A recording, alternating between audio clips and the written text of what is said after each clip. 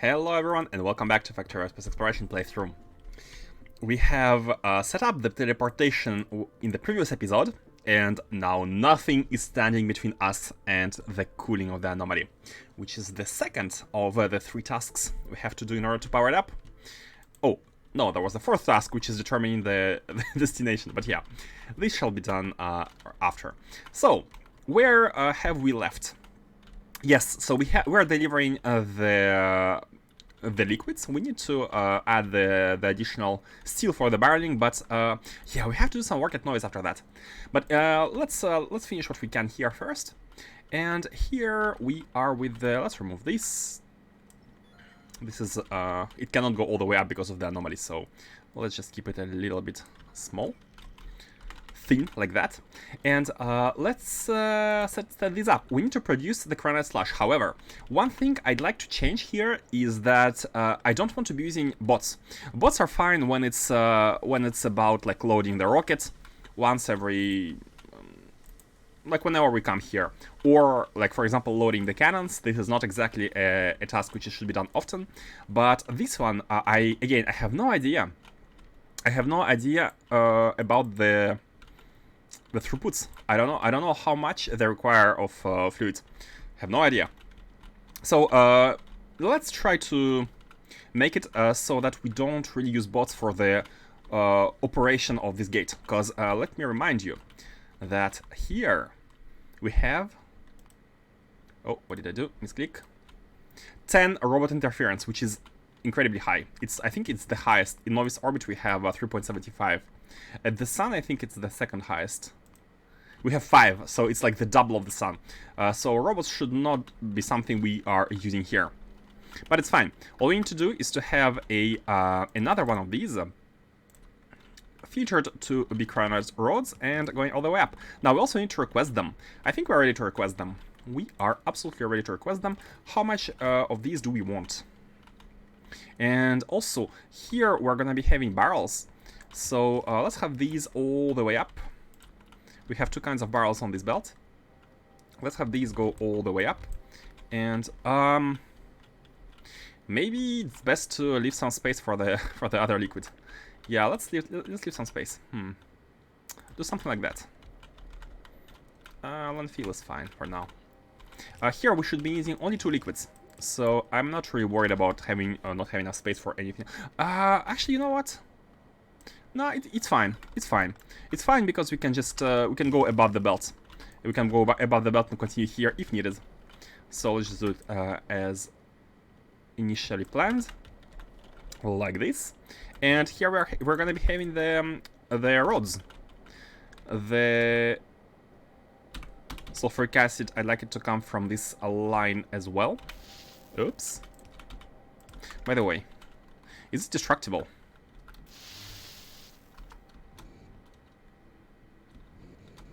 No!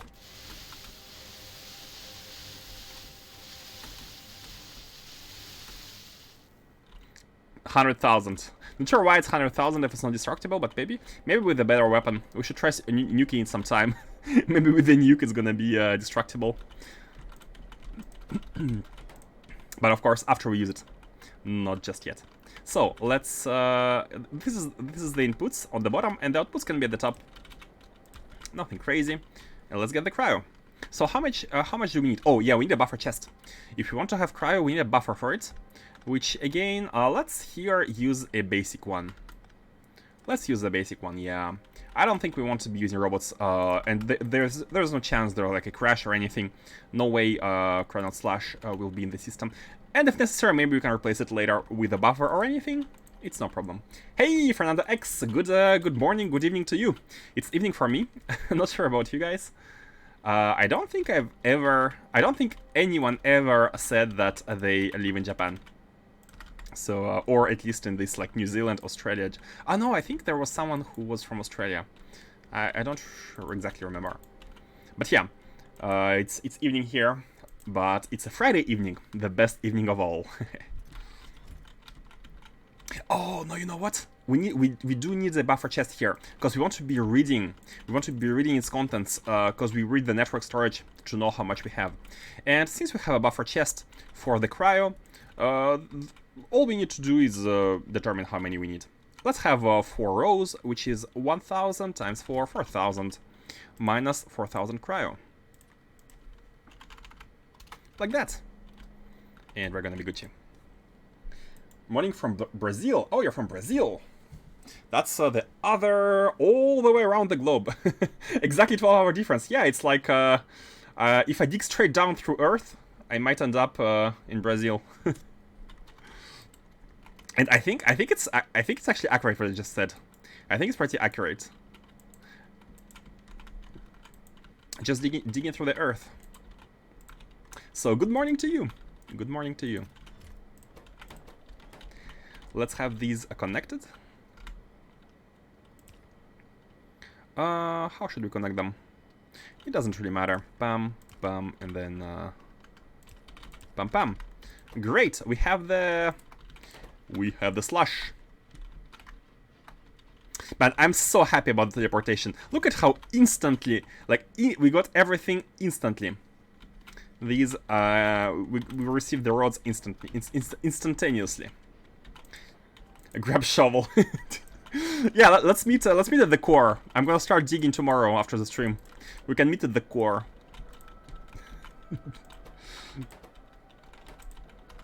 Let's have these.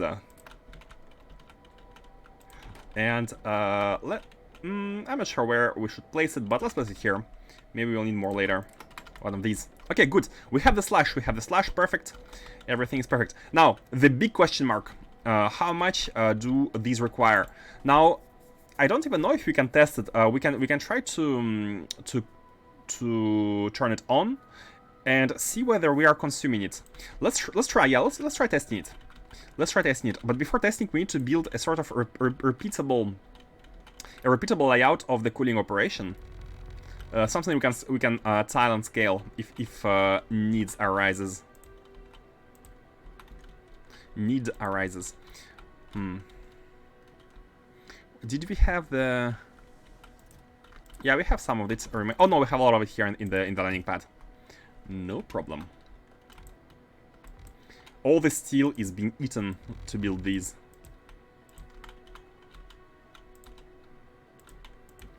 Okay. So, one tile, let me check again. I don't remember. The good thing about it is we don't have any sort of input of the intermediate one, so it's gonna be easy. It's only the cold one. Let me open the factory planner, our best friend factory planner. And it should let us know exactly what we need. So 1.3 of these, I should remember by now. I think it's like 9. I think these are like 9.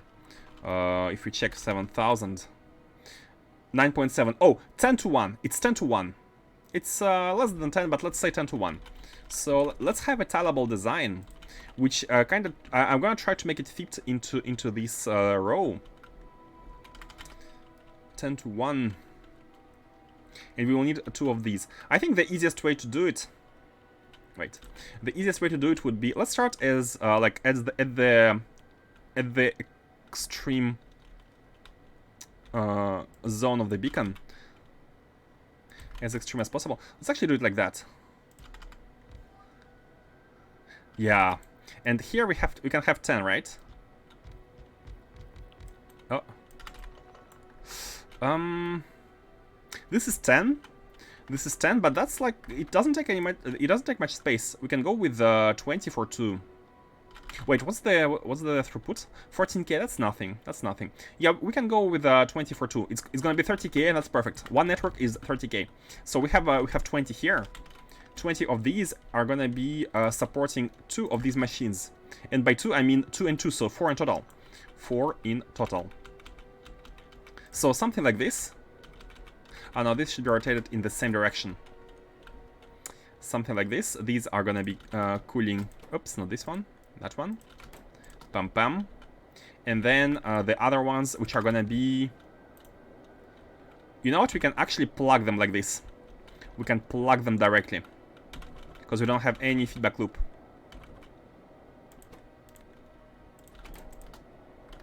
Like that. Bam, connected. The beacon doesn't reach these two, unfortunately. That's really unfortunate. We are gonna be having to waste the beacon.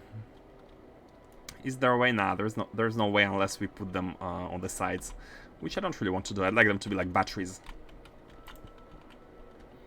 Let's see. That's fine.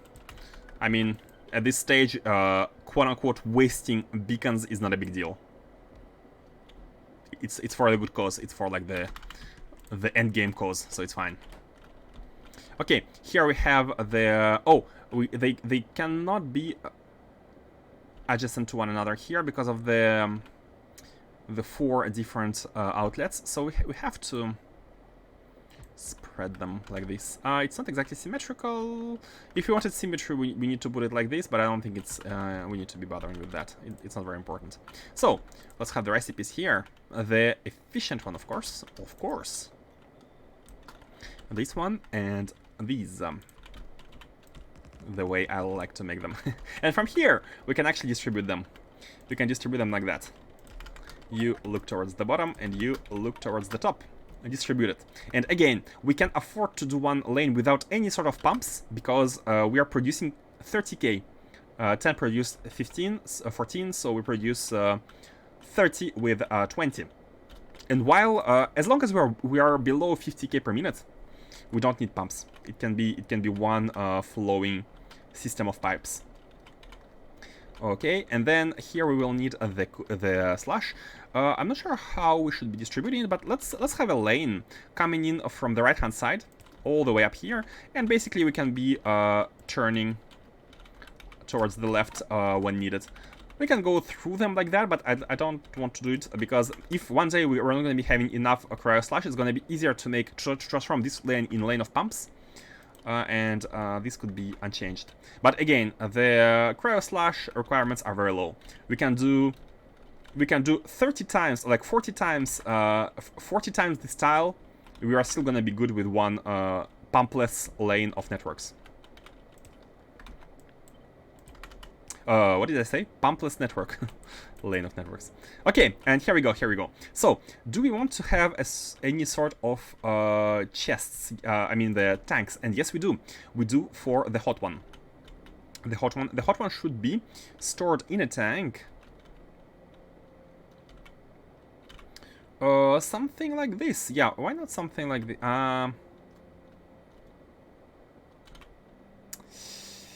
I'm thinking about having a problem is this one is the exit. Okay, let's have it like that. Let me show what I'm thinking about. Having a pump here, and a pump here. This is gonna be the fresh input. Oh no, wait, fresh input could be here. Fresh input could be here. This is gonna be the feedback.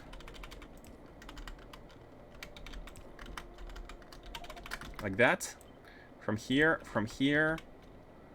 go down, connect, what? Connect and go in like that. So the hot thermal fluid is coming in through here, and it can also be coming in through here. We can have a running lane, making it come through here. You know what? Let's actually do it. Let's transform this one into a lane, like that. And should we also have a chest? Oh, you know what? Let's have a storage tank of the cold one here. This is gonna allow us to judge easily whether it's enough or not. We should be producing about 7k, like that, and like that. So we are outputting all the cold one inside the tank, and we can be looking at the contents of this tank to see whether we are good production-wise or not. So the hot one, you know what? Let's put some lamps. I feel like this is a very this location doesn't have any sort of natural light, so having some lamps is beneficial for your viewing pleasures and for mine as well. All of us are benefiting from that. Let's put them here on the. Let's put them in the middle. Something like this. And this can be a tile, basically. Oh, no, it can be a tile. It cannot be a tile because of the pumps, the right-hand side. Yeah, we cannot put them like that. Let's have one more spacing.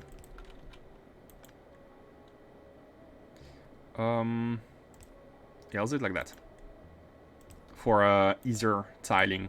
The lamps are gonna be delimiting the tile, which I think is pretty neat. Like that, and now we can place one without any issues. Perfect. This is the output of the hot one. It's fine. Here what we can do is we can go through all the way towards the top and the left. The left ones are gonna be like that, and the top one is gonna be connected to both left and bottom. It's like this. So I'm just pasting it. And now all we need to do is basically place these.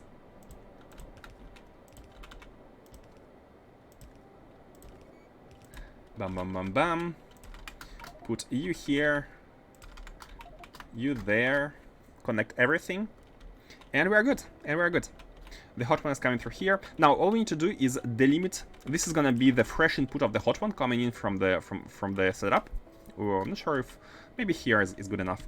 So this is the fresh input. It's gonna go all the way up and input into every one of these.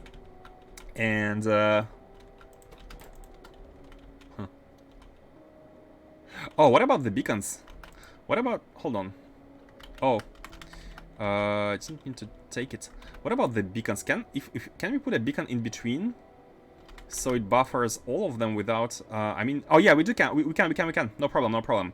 It can buffer one beacon in between, can buffer both of them, but we need to put it after the second one, if necessary. Let's. Oh, we don't have modules. We don't. Hold on. Not a problem. Novice orbit. Do we have modules inside a provider chest? Oh, we only have the. We don't have modules here. We don't. Oh no, I thought we had some modules. We do have them here, but I don't want to be stealing from from this production.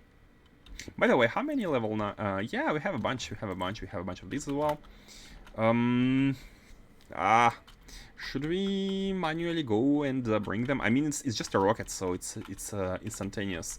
But at the mall, we don't have them at the mall, which is this is quite surprising to me. Oh, can we request them?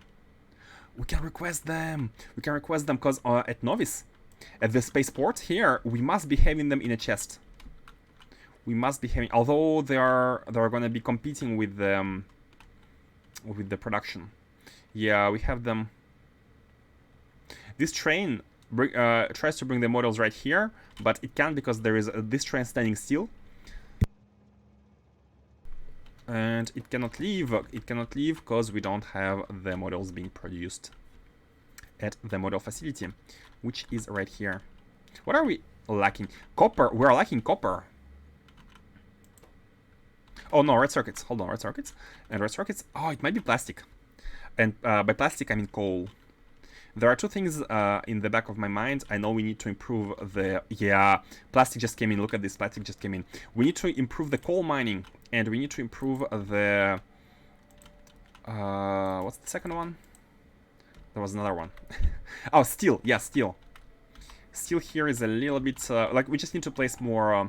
and maybe even reimagine the design. Because this uses the old beacons. I haven't touched to it at all. And we actually lack iron. Yeah, look at the iron. What? Hold on, why can't you?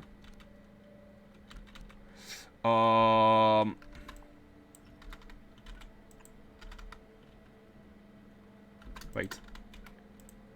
Okay, just update it. Should be updated to be like that.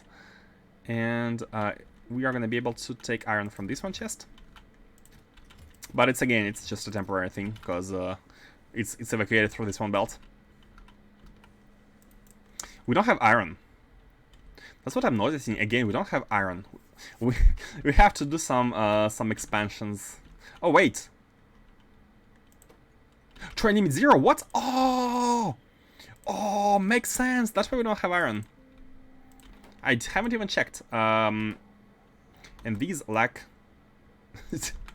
So now this one should be 2. Yeah, this one is 2.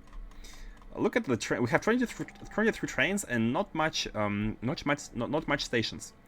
Maybe we need to make a big novice expansion with all of the like patches and whatnot.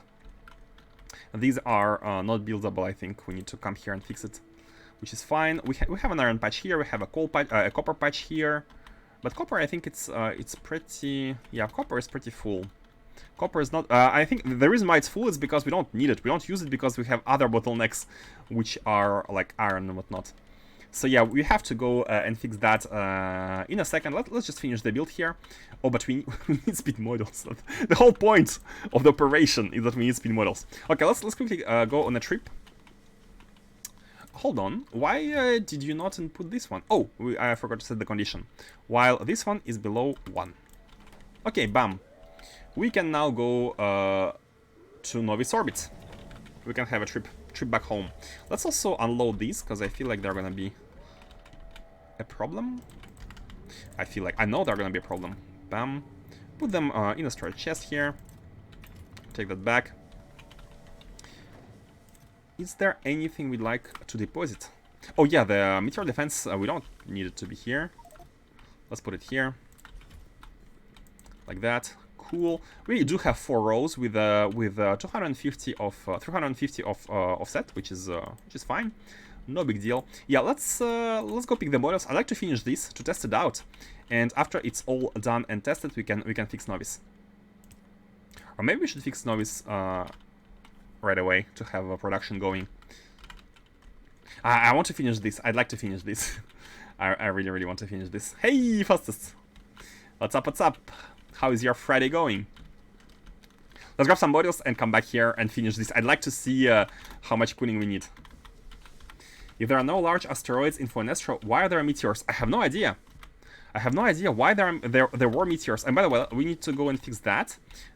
Do I even have the turbines? I have these, but I don't think I have the... Yeah, I don't have this one. We need to grab one, condenser turbine. Yeah, I have no idea why there were meteors. First time I witnessed a meteor, and also you can note that there are no asteroids on the field all around. It's literally, or maybe they can they crash anywhere, but they only leave like debris if there is like a scaffolding or something, if there is a flooring. But I'm not sure. I'm not sure. Let's go. Launch. And fuel should be incoming. Look at this. Fuel is already incoming. A rocket section. Space capsule is incoming. We are... oh, maybe we need to... I think it's best if we actually use belts for the fuel as well. Yeah, let's use belts for everything. Let's minimize the amount of robots we use, because they're going to be destroyed pretty fast. Let's use belts for the fuel once we come back. And we're ready to go back there. We're ready to go back. Why do we have rocket sections packed? Oh. It's because this should be feature on the capsule. Let me unload these and put them back here.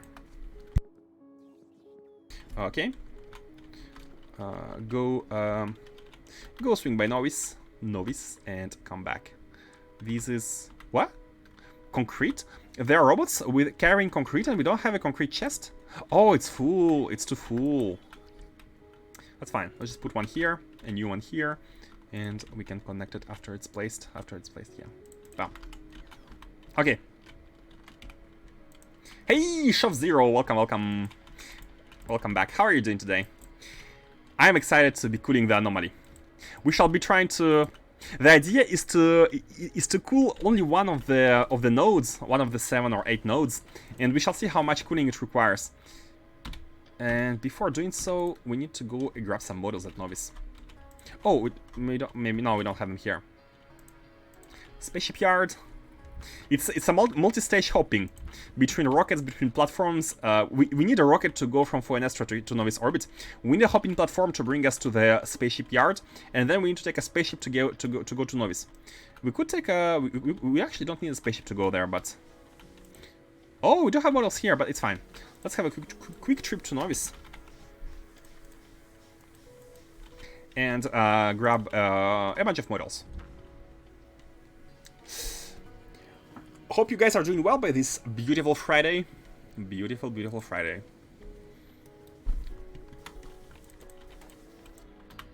Friday where there is not much responsibilities, mostly rest. Bam. Next to the old model production, and we can grab them from here. Yeah, let's take all of these. Put them in here. Should we take the production ones? We could. We don't really need to, but we could. Let's keep them at bay, at the spaceship. There's not gonna be enough storages, so put them here, like that. Okay, and with that, let's go back to Novice orbit.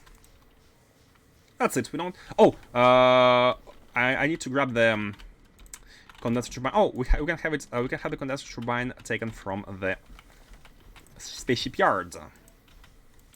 Love the umbrella ship. Ah, glad you like it. We had some designs going. The goat face, the umbrella, the actual umbrella, by the way. It didn't work as intended, as expected, but it's fine. And then mostly haulers and the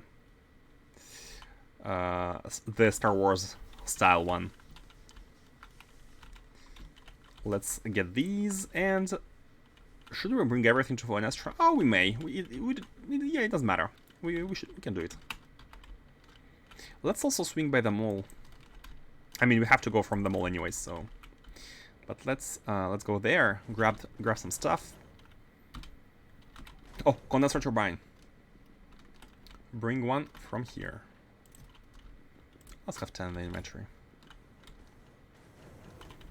You can do that. I'm not sure I can get nuclear by my first CME. You don't need to get much nuclear. You can only have like 1 or 2 reactors. What you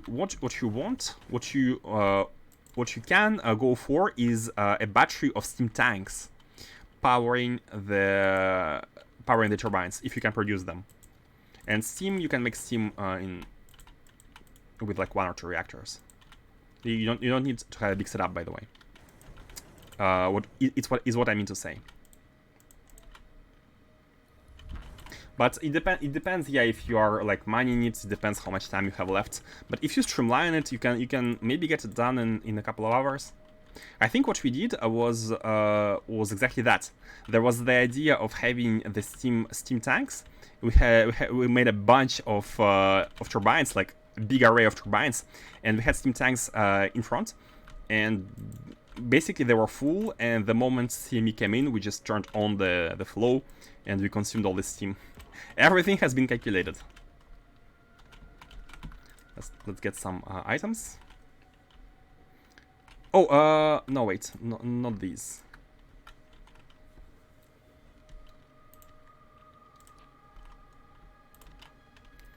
I didn't think of sorting steam. I try that. Yeah, no problem. I think it's one of the easiest ways.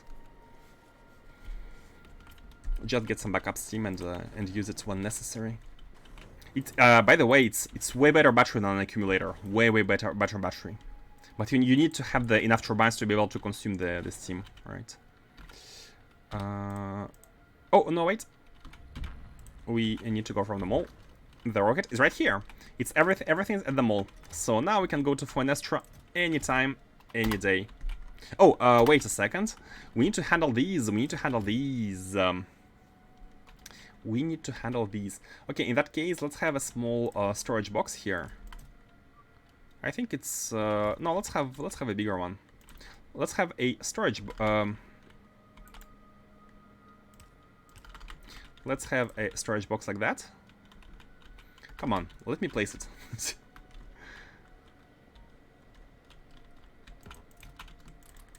Bam bam. There are some holes in the ground, but I'm keeping it like this. It's a bit of a. This place is full of history. We do have one of these. I know what. That's fine. That's fine.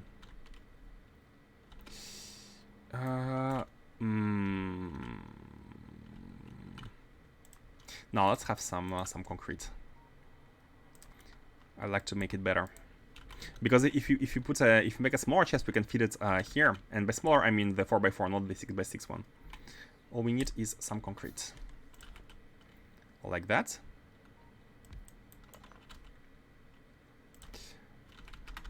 Wait, it was good, it was good. Perfect. So the idea is to have the output of these be inside here. The filter inserter from here could take... let's have mini loader. It's a bit of an overkill, but since we have 2 tiles, it's easier this way. So here we can output the capsule. So the capsule is going inside this one as a requester chest, so it doesn't really need new ones. And these ones are gonna go inside of this one. A bit of a loop. Bam. Bam. Go here. And what we need is basically have these ones be here. Wait a second. Hold on. You're too fast.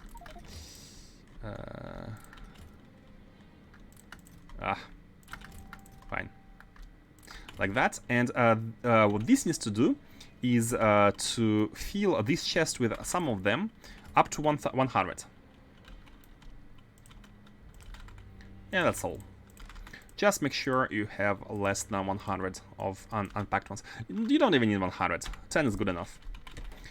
Just have some of them in the chest so these can buffer the rocket. Let's have a second one so they can go faster. And that's it. That's it. Now we are having the loop. Everything is going there. Back and forth. Okay, what else did we need? That's it, just models and cooling. Do we have cooling? I think we have. Oh, let's grab some more radiators. I have no idea how many we need again. I want to know. I want to know how many cryo cooling these require. It might be crazy, by the way. It wouldn't surprise me if we need like a full-blown like factory with an incredible scale of the cooling stuff. It wouldn't surprise me. This is like endgame messy stuff, and I feel like the creator likes to make us grind at the end. Not sure why I have this feeling, but for an extra landing pad, let's go. Man, it's so good that rockets teleport. This way they don't lose their utility even by the end game. If not for that,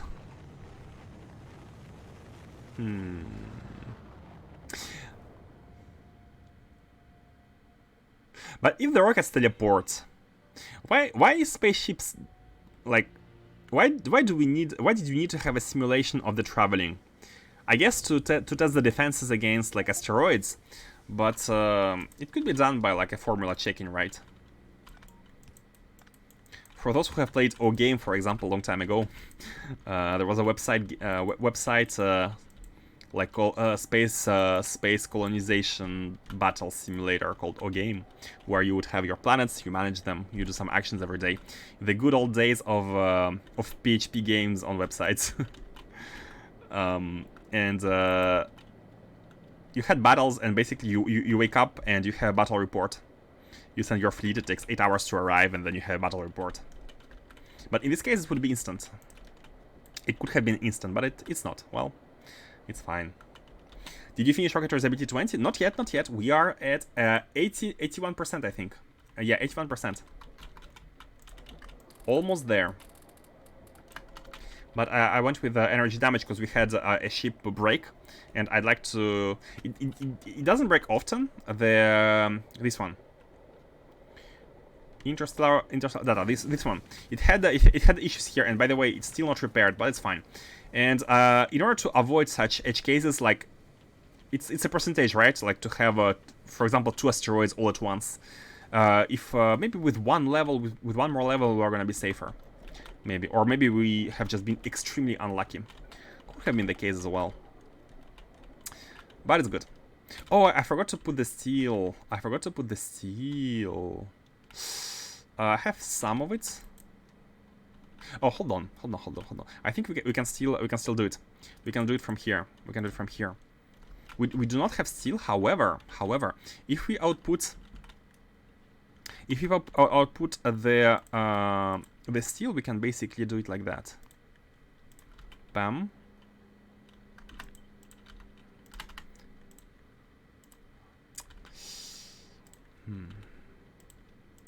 So buggy.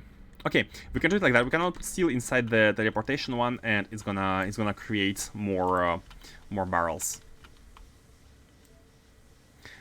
Wait a second. I'd like them to not be used for this one. Let's go with 100. 1 counter of barrels in a buffer. Maybe it's still too much. We don't have enough steel, but it's fine. Let's send this back. Bam! We are giving steel to Novice Orbit. That's so nice, man. Teleportation. What a great idea. What a great idea. So these create barrels. New barrels can be coming in. We need enough steel for it to become a loop, because the barrels are basically reused. We just need to inject enough of it. And we do have some of it coming. Okay. So this is... How many do we... we need to request... 400. Okay, you know what? Let's go to Novice then. I should have taken some steel. It's fine. It's fine, though. Let's put the models here. And let's do some testing. Oh, before the testing, we need to handle the second one. Let's do it right away. Something like this. And this is the one which is going to be the hot thermofluid. Thermofluid barrels, yeah. I don't think we're going to be having another one here. So let's just do it like that. Bam and bam. That's it. We are having these. Let's unbarrel them. Unbarreling the hot thermofluid. Like that. Do we want a tank? Do we want a buffer tank? We could.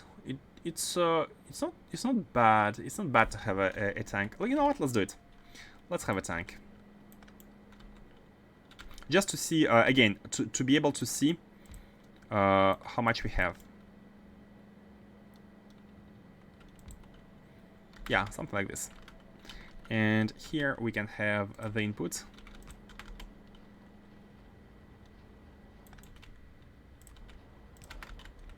Like that. Bam bam. We have it. And here is the exit of the barrels. I should have... Oh, you know what? Let's move them. Let's move everything one tile to the right, to the left. This way we can do something like this.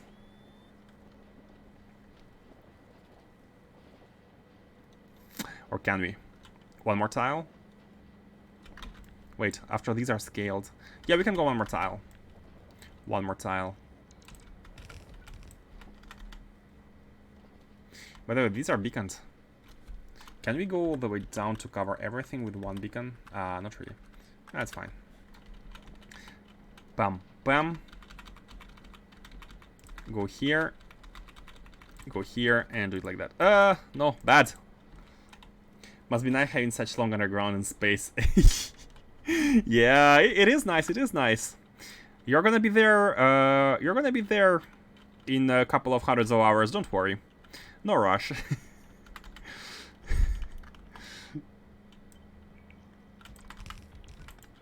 It is nice. It is nice.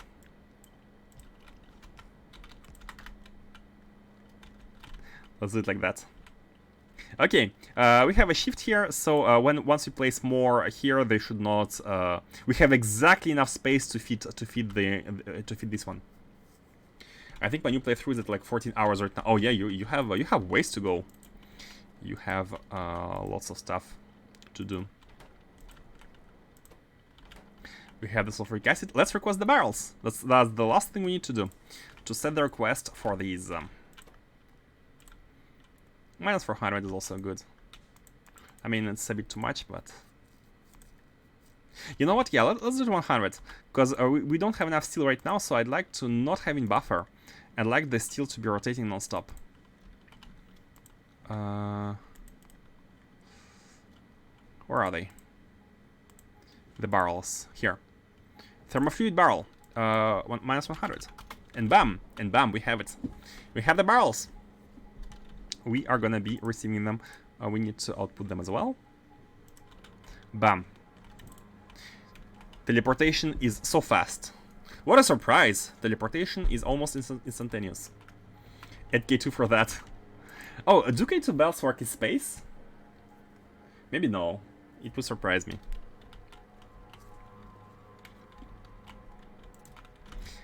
So, we are having the thermofluid, we are having everything. Let's just connect them.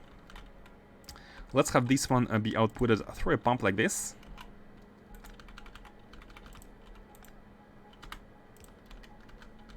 Bam. And this one as well. It can go left. Bam and bam. Now we are having everything. We should be having everything to produce the cryofluid. And these are like we have enough barrels. Let's go on another ship to Novice and bring some steel. Should have done that. Had forgotten, but it's fine. We can go there almost instantaneously. Oh, wait a second. This one. Oh, it needs to also filter the capsule. Here we go. Launch. We're having a closed loop of rockets. Oh, I needed to transform this one into belts. Yeah, that's fine.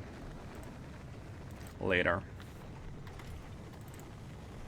Do you have a rocket set up? You can redirect to here with steel. No, I don't deliver steel with rockets, only with trains.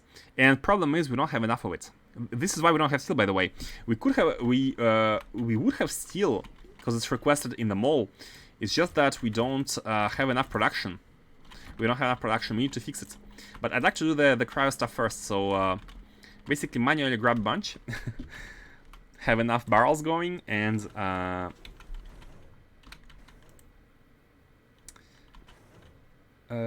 yep. And then goes fix Novice. Oh, speaking of stuff, Automad Lab, it has arrived. It needs to colonize the new sun. Yet another sun under the belt. Bam. Let's put down the Dyson tiles. It's fine. We want a triangle. We can actually do...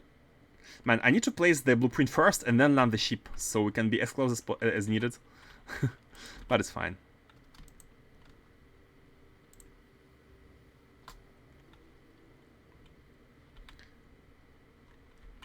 So we need a triangle. How big was it? Hold on. Let's have a look at Tanius.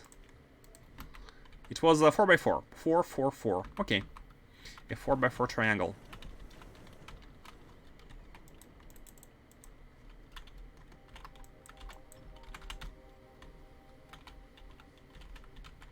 Oh, no logistics. No logistics. And by the way, also this one. Checking because I was here in this network with the request, so let's go to the next asteroid field. Which one was it? So we did Rocky Ridge, I think, yeah. We did Melancholia, yeah, this was the last one. Now we need to go to Slumberland. Slumberland. Big Bertha Uber 1, go to... Oh, wait a second. Slumberland needs to be bumped in priority. Bam. Slumberland. Let's go. It's green, it's ready.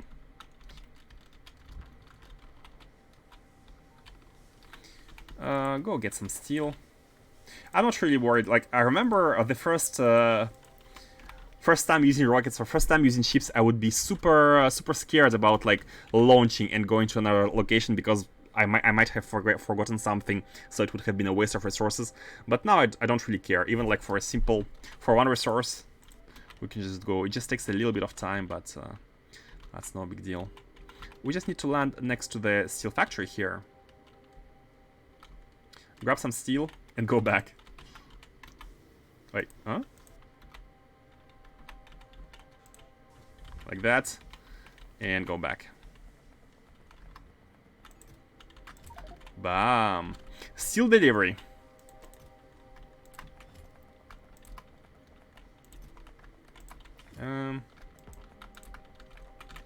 Okay, good enough.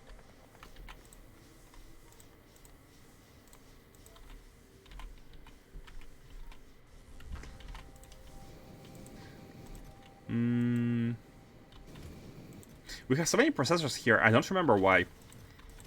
Oh, let's also take the arcospheres. Yeah, later. Well, let's take them, let's put them in a chest at least.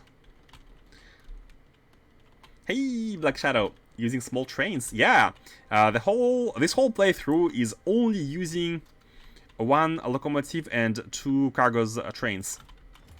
It's like that since the beginning, and let me show you how many trains we have.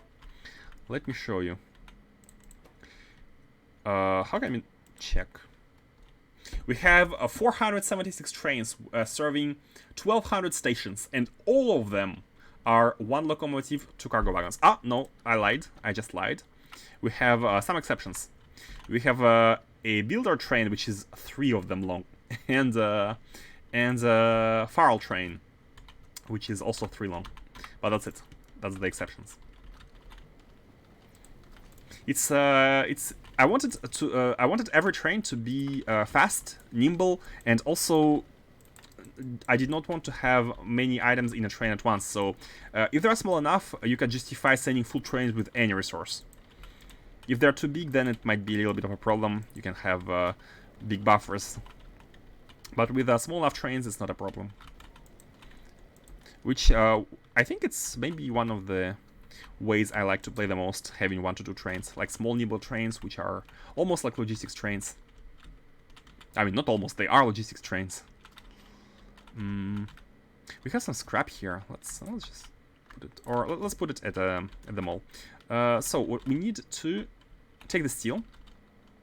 Our arcospheres could be delivered later, no problem. We have a bunch, I think, but it's no problem. It's no problem. By the way, speaking of arcospheres, let's see whether the balancing is going or... no, the balancing is going. We have a little bit of a struggle on Omega side. But it's not exactly a struggle, like they are still sent. No, this balancer is good. The balancer is good. I mean, good. It's working. It's not perfect. It's not the best by any means, but it's good enough. Let's get the steel, go to the mall, unload some stuff, and go back to Novice to the Anomaly. I like big buffers for production spikes, and I cannot lie. Is it a Duke Nukem reference?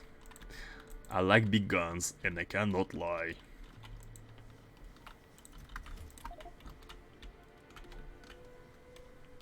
Hey, Andy Gaming, what's up? What's up? How are you doing? Hope the Friday is going well for everyone.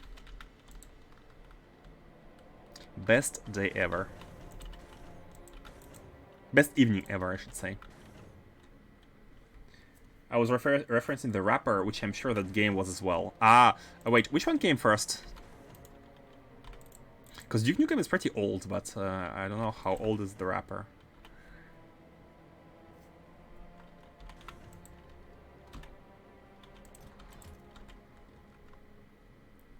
I've been playing with those advanced fluid handling pipes. Welcome to the sect. To the sect of AFH users. So good indeed. Once you get used to them, you cannot not use them. That's how good they are. I think we're ready. Oh yeah, let's drop the steel. Let's put it all inside this chest. Here you go. Lots of barrels. Lots and lots of barrels. Oh? Thermofluid? We might have used up a stock of thermofluid. No, wait, it's here. We are full on thermofluid. Hold on, why are we not delivering it? What? Why are you stopped? Hold on. What is going on? What is going on here?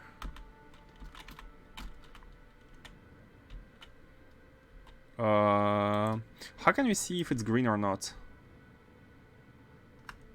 It's red all the way there, but is it green? No, it's green everywhere. Oh, wait, is it like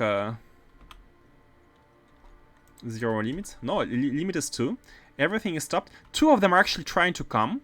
2 of them are trying to come. 3 of them are stopped. 2 of them you can see. No, this one is trying to get in. What's going on here? Oh, packs? Charge packs? Fuel? No, not fuel. Is it saying anything? Why can't you go? Oh, never mind. My bad. This is a very local problem. It's because it's trying to enter this rail segment, which is red. And it's red because there's this train. And it should not be part of this segment. And I just forgot to place the signal here. Okay, solved. No problem now. Air ATM self-titled album also released in '92. Was good year for music. Yeah, I still listen to OST of like old games. Duke Nukem has a very famous song as well. What's it called? Maybe it can come back. The name of the song. But I forgot. I have memory hole, as we say in France. A hole in the memory. Let's put these and let's go back.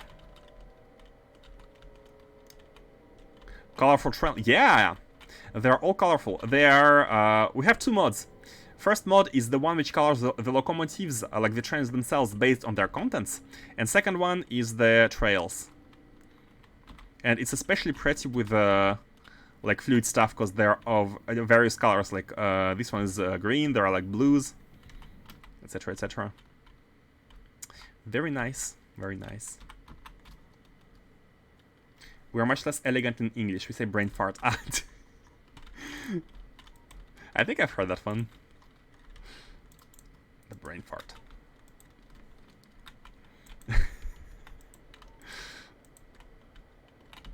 It's gonna come back.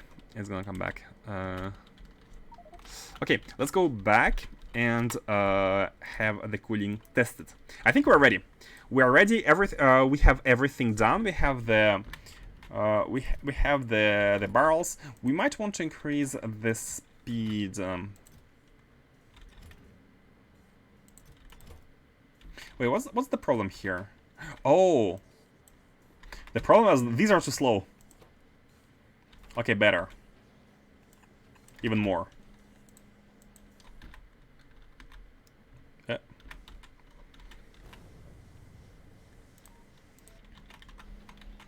Okay, now it's faster. Now we have better speed. I mean, we could always like have a second one, but it's fine. The problem, like, we only need cooling initially. After it's full, and right now it's full. Oh! I almost forgot. Oh my god! I'm glad I was here in time. We need to wire this one to be checking for the state, and only input once it's below, let's say 5,000. 5,000 like that. Okay, good. So let's test it out, shall we? Let's test it out.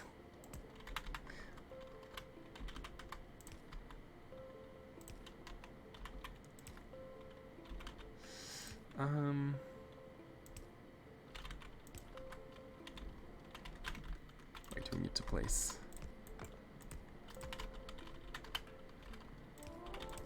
Okay, here we go. Here we go. The cooling, the fluid is in. It can store 1K. I wonder about the speed. So let's see. Let's see here. Let's try to toggle this one. I'm not sure if it needs to be toggled, but just in case, let's try to toggle it. So, connect the power. Connect the gate.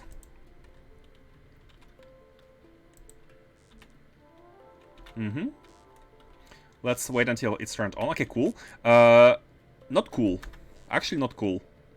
Popcorn. Not cool. Hold on. Oh, yellow. Yellow.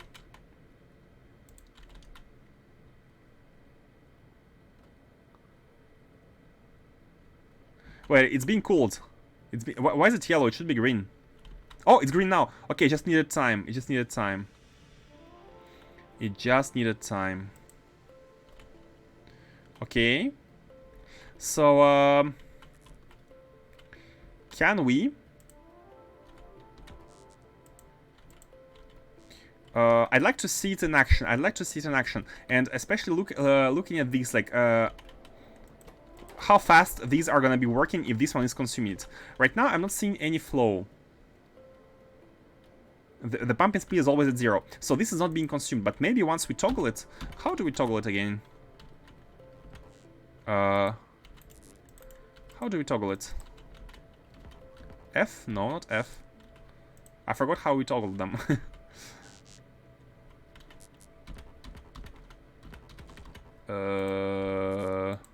R. Oh, it's written R.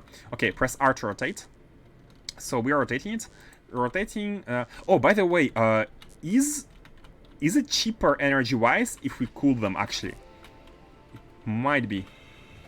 Okay, we have enabled it. Are we using the super cooled one? Hey, thank you for following. Butt Crack of Thunder, I love your name. Thank you for following. Hope you enjoy the Stargate crossover. So we are. This one is enabled. No, wait. Is it enabled? No, still 10 gigawatt. R. Lock. Oh, it can't lock. It doesn't want to lock. Hold on. Why doesn't it want to lock? Oh, we need to stop. We need to stop first. We stop, and then we lock on a letter, right? Okay, bam. We locked. The letter is locked. It's written here now. And do you use cooling? No, these ones are all yellow. Like if it used cooling, it would have been. Oh, did you see?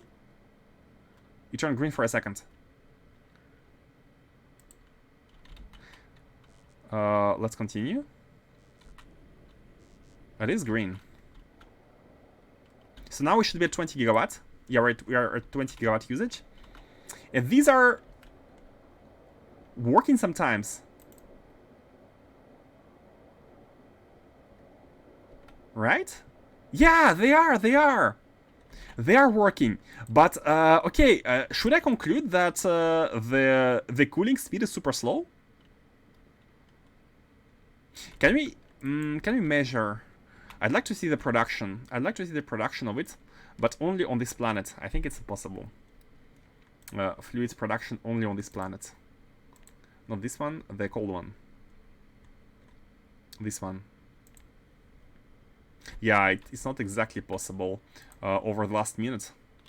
We are producing 200,000 per minute, but just here. I'd like to see just here.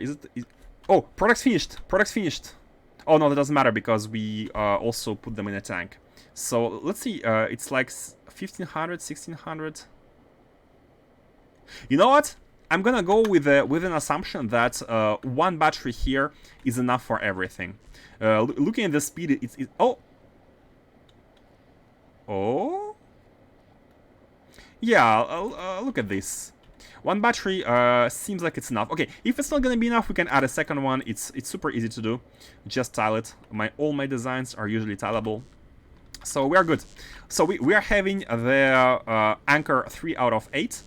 Temperature 1 out of 8, and the lock, the target, which is one of them locked 1 out of 8. Perfect. Now, what I meant the other day is that how is it possible that there is few combinations? Because some people were saying that this puzzle is actually easy to brute force, because you can there are actually less combinations than you might expect. But first of all, I'm not sure if every symbol here is unique. If it is unique, for example, we have locked one of them, right? But this being locked does not is not a problem for all others. Like any other can be locked as well. Like we can lock this one. Oh wait, we need to stop.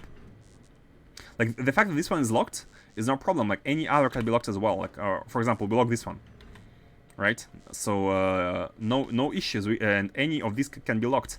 So I don't know how. I don't know why people say it's easy to brute force. There's there are some limitations apparently I'm still not getting, which is fine. Let's look at the power. Indeed, 30 gigawatts. It's because each one of these, after being locked, consumes 10 and 10 base 1. And in total, we have, we cannot measure 1, 2, 3, 4, 5, 6, 7, 8 of them. And 9. So we need 90 gigawatts in total, which we have. Just checking. Okay, let's release.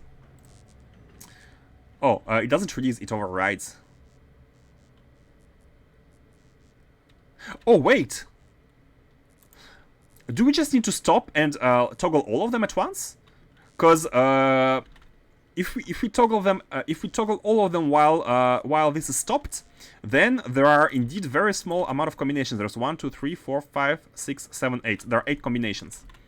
Like if everything is stopped, trigger all of them, and then advance by 1, and then stop again, trigger all of them. Only 8 combinations. But if you're supposed to move while looking at them, then it's never mind. Okay, I think it's fine. I think it's fine. We can connect the cooling to you know what? Let's do it. Let's connect the cooling. Let's connect the cooling and see whether it's enough. Whether it's enough. Let's try the full scale test, a production test. Let's also remove these. Oh, we can't remove them. Oh, they're stuck now.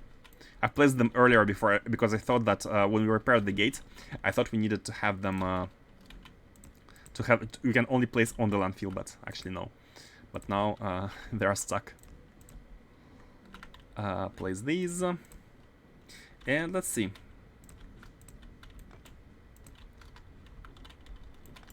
So we can be done with it. Bam. We can go through. Deck. Let's just connect through here. Connect through here, go through there, go. We can place it above the machine. No one expects. Advanced fluid handling pipes inquisition. Go there. We can actually go. We can loop all the way through just by going through. Like that. Let's not put them on the gate just for the aesthetics. Like that, and then go up. They're pretty regular, I must say.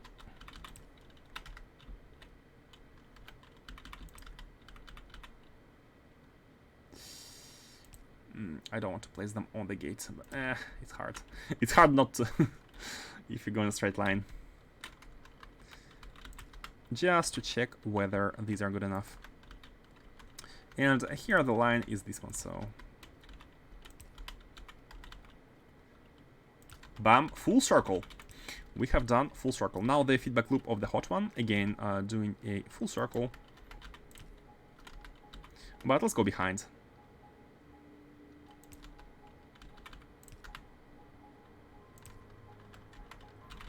Like that.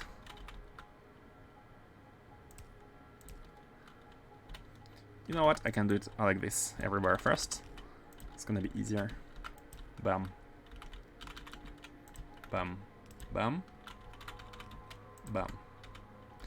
Not here. Here is a bit special. That. Go through. Go here and connect. Connect the dots. I know what, since these are on the gate already, why not just place them directly. Bam, bam, bam, bam. Bam! Connected. So let's see. Let's try. Let's try and see whether the cooling is enough. It's gonna slowly turn on. And then we can look at the storage tank and see whether we are draining the storage tank or not.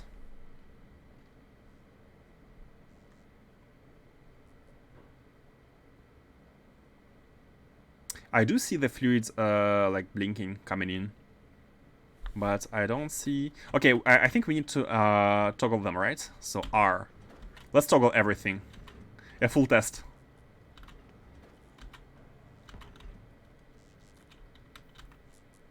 By the way, is it safe to stay above the gate if it turns on? Because in Stargate, if you stay in front of the gate after turning it on, you get vaporized. Right now, we have turned all of them on. We're using 90 gigawatt of power. All of this mess is working. All of this mess is working. Popcorn intensifies. And yeah, you can see that all of them are cooled. All of them are cooled. Everything here is... no, all of them are toggled. Not all of them are cooled. Oh, hold on. Not all of them are cooled. But this is full. The thermofluid is full. Why not all of them are cool? Hold on.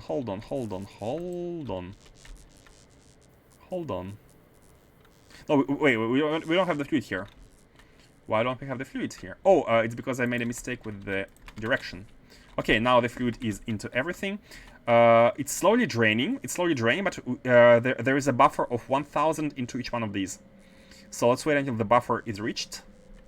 18k. I'm a bit worried about the power. Right now we are wasting power basically. Because it's just like experiments, but it can be helped. Look at them. They are all slowly turning green. All slowly turning green. We are at 19k. Oh! Yeah, one setup is enough for everything. One setup is enough. I over-engineered, but it's fine. I mean, it's a tile. Save first. That's a good idea. But we won't be able to finish it because we still need this. This is the last part of the puzzle. Sorry?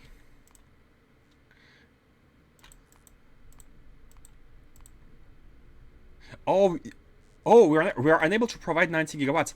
Our system here is unable to maintain 90 gigawatts. Hold on. Why is that? One cell has been inserted into every one of these.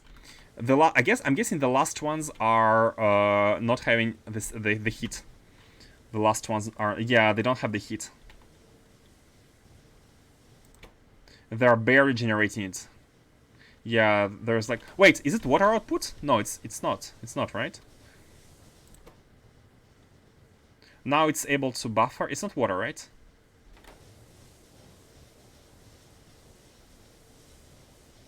Wait, where does the water come from? Hold on.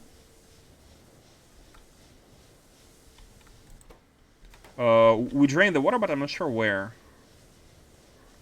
Oh, this is heat. Water is here. Yeah, water is here. Okay, water is coming in through here. No, we are able to drain the water. And this is a steam battery for these turbines. Yeah, for some reason we were not exactly able to... Look at this, we have wasted 150 canisters. Can you beam the rest of the power over here? Beaming is not exactly a good idea. Because let me show you. If we go to our sun and try to set up the beam, by the way, I'm proud to show you our 1 terawatt power Dyson sphere. So if we try to beam to Fonestra, we are going to be having 0.34% of efficiency. So 1 terawatt will become 34 gigawatt? Or 3.4? 3.4 because it's divided by 300. 1 terawatt becomes 3.4 gigawatt. So yeah, beaming is out of the question. It's less than 1%. But it's fine. It's no problem. It's 3.4 more than you. That is true. That is true. I cannot argue with that. The problem. Let's actually do it again. Let's waste energy once again. Let's waste antimatter once again. And yeah, save first was a good call. Let's save it. But yeah, we are unable to power it all completely. We are unable to power it fully because we need anchors. We need the stabilizers. Stabilizers. Let me actually continue laying down because this is kind of a limiting factor right now. It's the Automad Lab which does the job. We need to be looking at Automad Lab every so often, so don't hesitate to like remind me. check the Automad Lab, because this is it's literally the last, the thing which is, should we place one here or here? I think here is better. This is the thing which is blocking us from.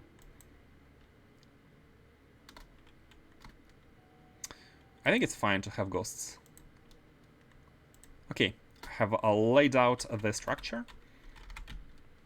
Oh, we haven't discovered here, so it's not possible to place ghosts on non-discovered chunks. It drew 90 point something, and you may be 90 even. Yeah, definitely the problem was that we dropped under 90, we're like at 88, 89. And as soon as we drop below 90, the gate says it's unable to draw, like it wants to draw 90 and it's unable to do so. So it stopped. But I'd like to, I think it's just a problem with the automation.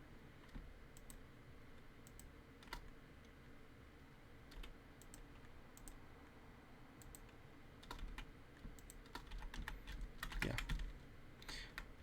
Good luck, robots. You have some work to do. Maybe we can have a second chip. We can have a second Automad Lab.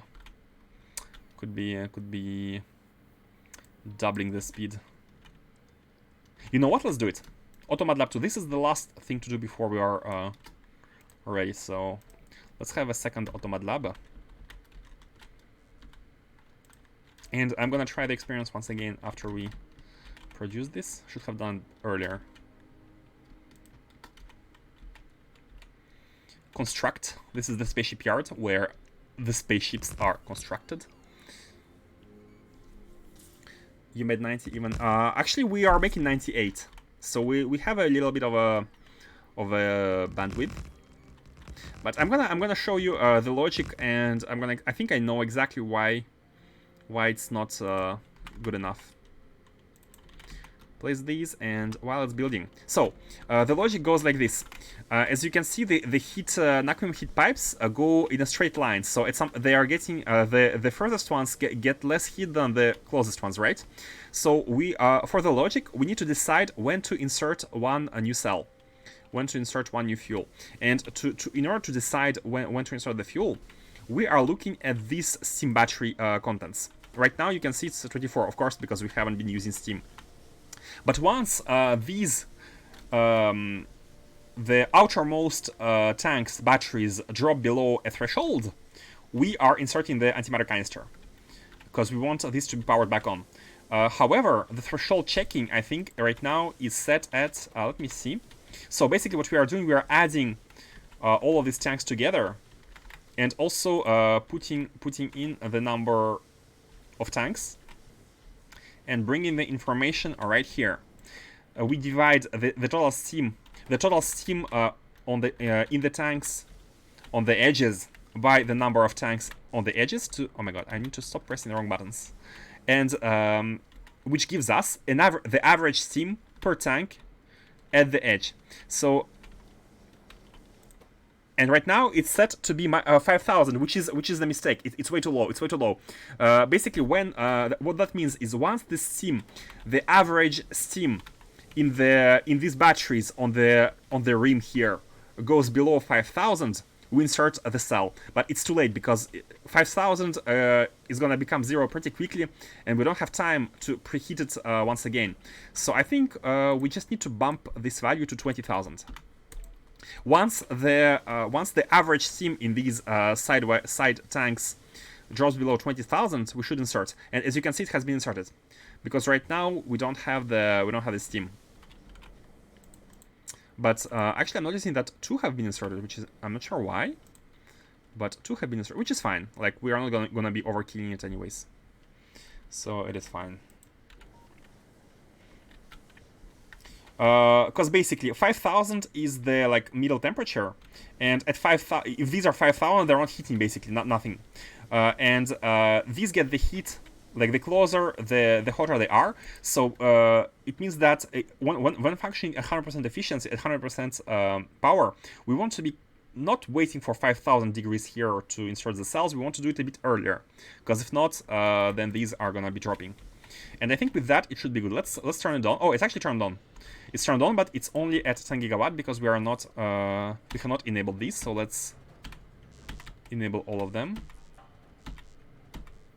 done. The cooling is done as well. Let me check the cooling, by the way. It's 25,000. The cooling is perfect. The setup is solid. It's exactly what we need. Maybe even one of these could have been enough, but it's fine.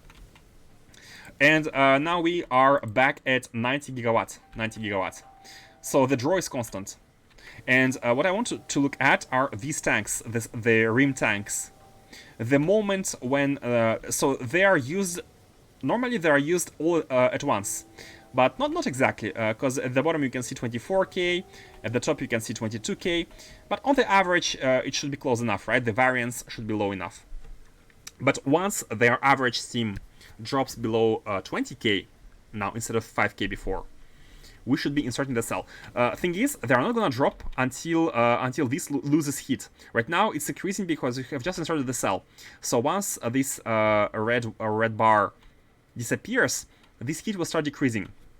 And reaching a threshold, these are not gonna be able to get steam because all the steam will be consumed in the ones in front. I'm not sure about the threshold, but... And by the way, even now, it's 21. Before it was 22. Are we still dropping? 24 here, though. Let's look at the average. What does the average say? It says the average is the output of this one. It says 23k. Right now, the average is 23k, but it should be dropping soon. By the way, the average also takes into account these. And by the way, so many by the ways. Let's place the destroyed machine. I think I just did. I did it earlier. Yeah, here is like 24, 23. So yeah, the average is pretty high. It's still pretty high. But now, look at them. They don't have cells anymore. So the temperature is dropping. Temperature is dropping, is dropping sharply. And at some point, the heat is going to be not powerful enough to reach this location. And these are all going to be dropping. So we're at 23k.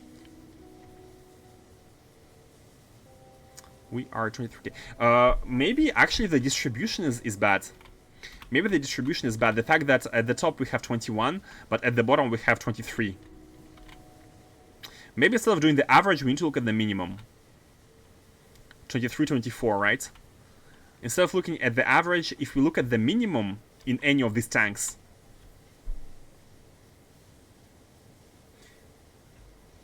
Because here it's 16, right? It's 16, but the average is still good.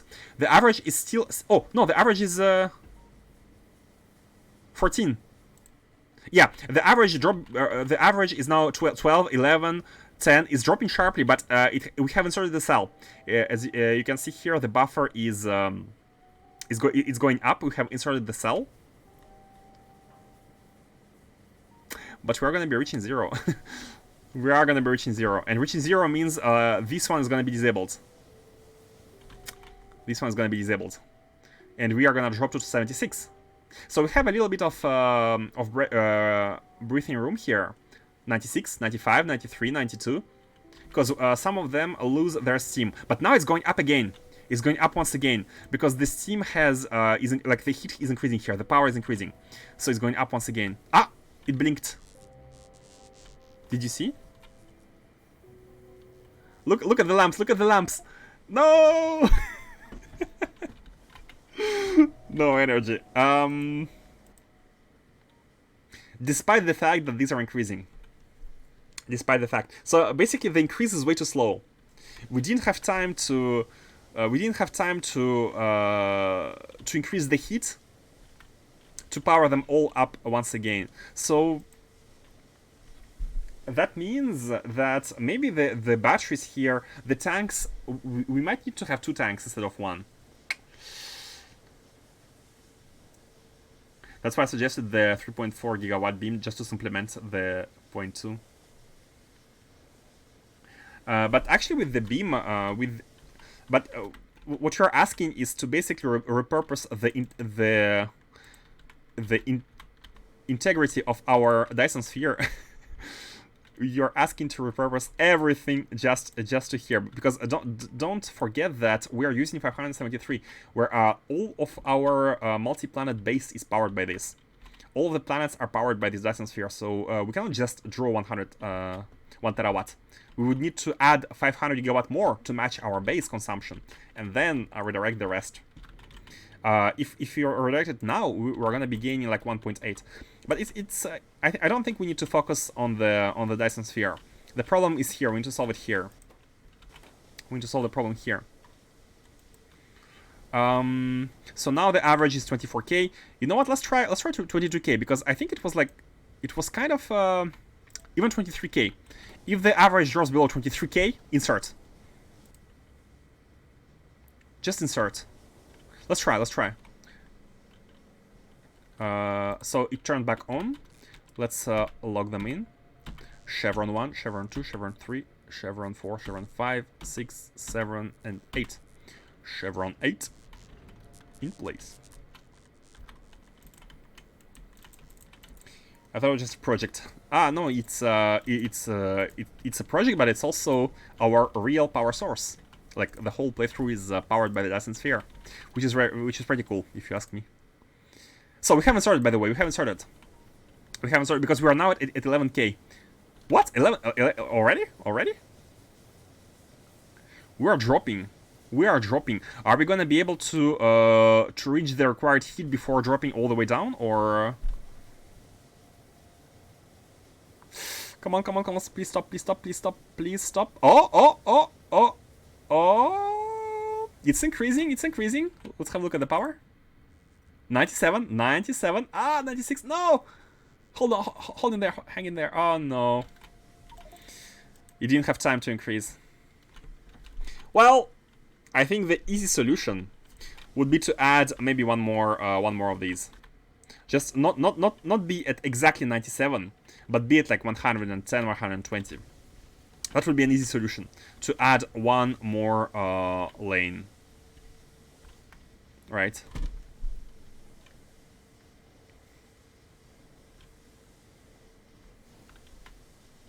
Yeah. It's pretty simple, and it should fix everything.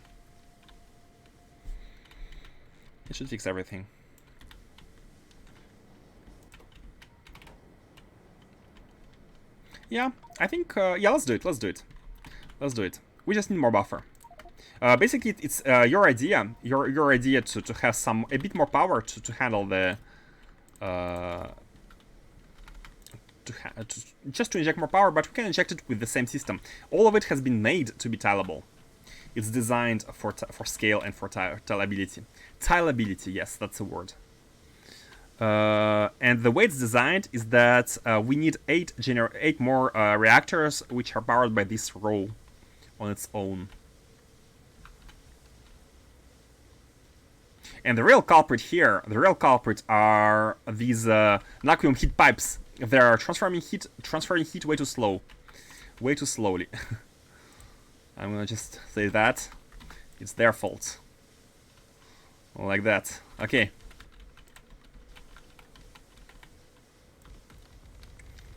Let's get a line.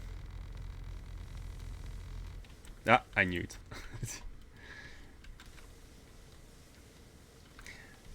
This playtesting is really cool and all, but look at the antimatter canisters. We have consumed almost 450 antimatter canisters.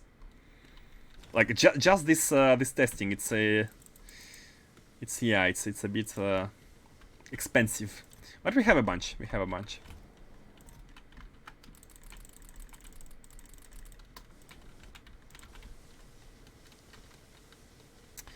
Have this going. Oh. No. Ah. Misclicks. Okay, like this. And I don't think we have lots of stuff here. Oh, we also need to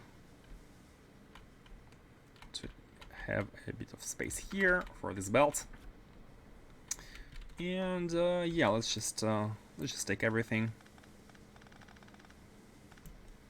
and add more. Let's do it like this.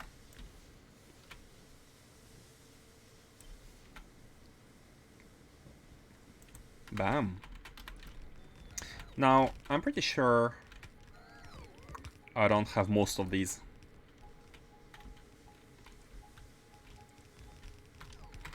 But let's place what we can. And do we have the coverage? Oh, we don't even have the coverage. What if we place a radar? How far? Oh, it goes. Yeah. Oh, the one radar covers everything here. So let's have a radar placements. We actually want to have this. Let's have this going every 2. Just for the robots to place stuff if needed. Like that. And at the very bottom we can place a radar for the construction.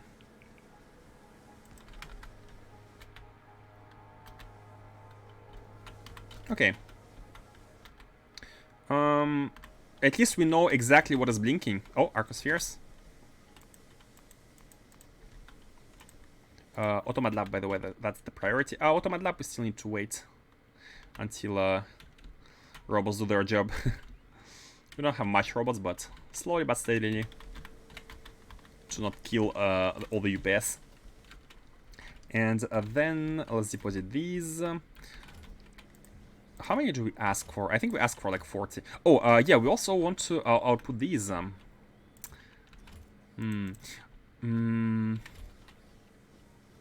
Yeah, we need to switch using belts here, because robots are gonna die. They're gonna die. Let's do this. Let's do it right away.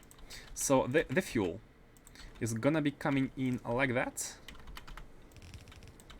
and be here basically. We can keep the chest. We can actually move the chest all the way to the left, like that. So it's still buffered inside. We're still counting what we have, and just take it and output it here, like that. Yeah, good enough. So no more disable the request completely. Oh, and by the way, we need a bigger chest. We just need a bigger chest, or maybe just ask for less of it. We're asking for 1k, and 1k is this full square. We can barely handle the buffer. So let's just have a bigger chest.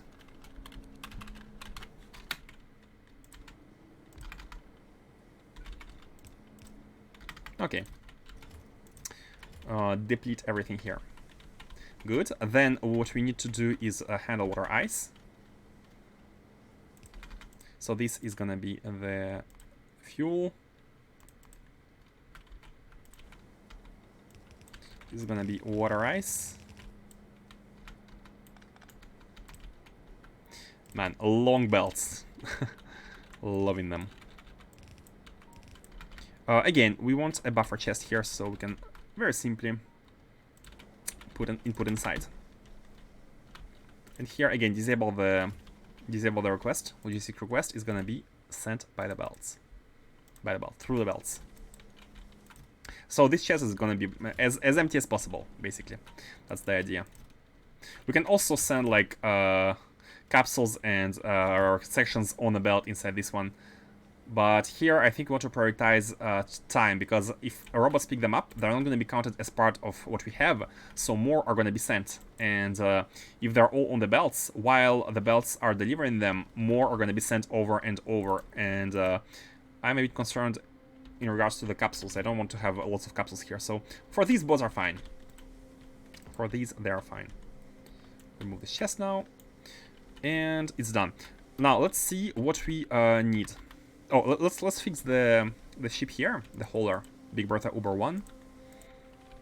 It has arrived, and by fix I mean let's make it collect. Wait, Slumberland? Oh yeah, it was Slumberland. Find a nice big location and start the collection of arcospheres.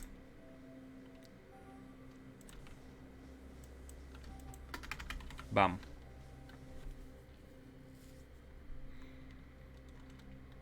Now that this is done, we can go back to the task at hand and see what we need. For an Nestra at the bottom. So we need a bunch of heat pipes. Wait, tubes. You know what? Let's fly over over the construction area and build what we can, because I'm sure we have some stuff in the inventory. Yeah, look at this. It's all being placed. So we can just bring what we need. The remainings. Okay. Let's check it out again. Yeah, now it's pretty easy. 27 turbines, 16. Oh, these can be built. 16 short ones and 14 long ones. 16 short ones and 14 long ones. We cannot build the long ones. We don't have enough heat pipes. But let's go back to Novice Orbit and get the items. Oh, and before I forget, these need to be wired.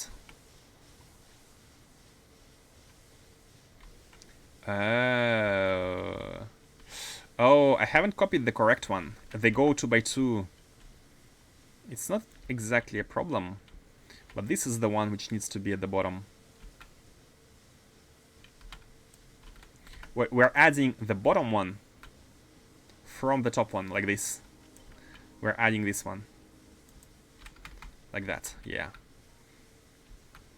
And there are some connections to be made, such as the power substation, which should be oh, it's connected through the red wire to the right. Yeah, that works. Wait, how they're connected to the top? How are they connected all the way up?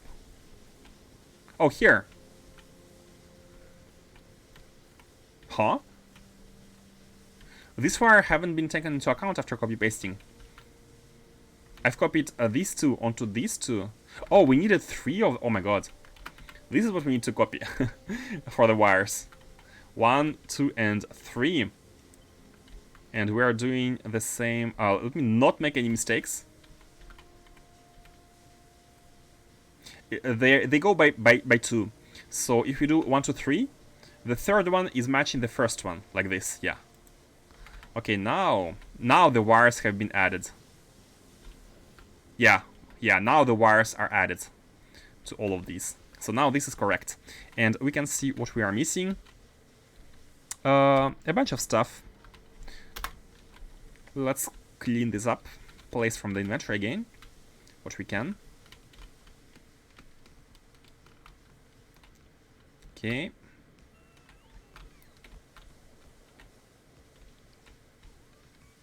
Okay.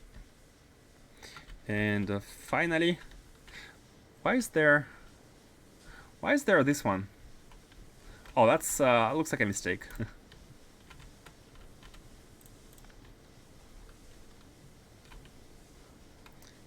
It was an old design.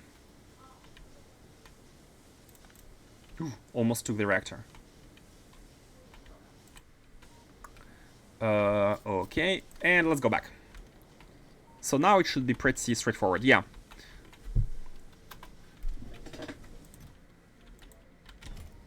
And I'm hoping that after this test, after this new test, we have added. How many gigawatts have we added? 400 times 4 times 4. No, times 8. We have added about 10 gigawatts. So it might be good enough. But it might not be good enough. Who knows? Who knows? Let's see. We need to go to the spaceship yard because it's where we have everything. And you know what? Let's actually have the request set at the mall. It can be very easy. 27 condenser turbines. I think we have these as well. 27 condenser turbines.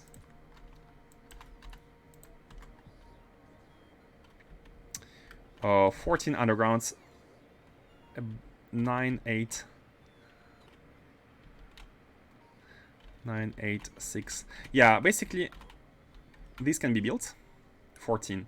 1, 2, 3, and -1. 14 of these are going to be built. Let's have 14 underground belts. Done. Then 9 turbines, 8 reactors, and 6 heat exchangers. 9 turbines,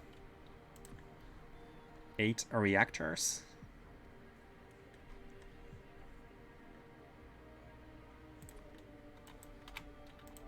Do you have space? Yeah. and 6 heat exchangers. Okay. So this should be enough. Do we have 14 and 14? 14 and 14 vacuum long ones. Yeah. Robot crashed. Okay, we're good. We're good. The last thing to bring are the reactors, and they are produced at the spaceship yard. Let's have a trip there, and we should be ready.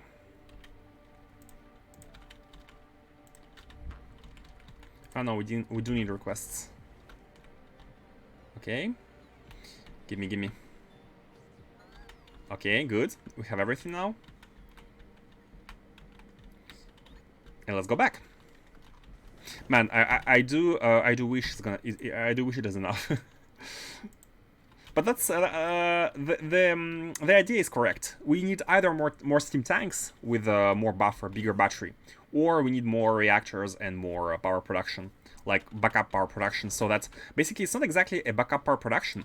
It's the fact that each of the steam turbines is not as important. Like, they're not all critical. Some of them can be turned offline because, as we have noticed, some of them have less steam than others. It's not exactly the exact amount of steam in all of them.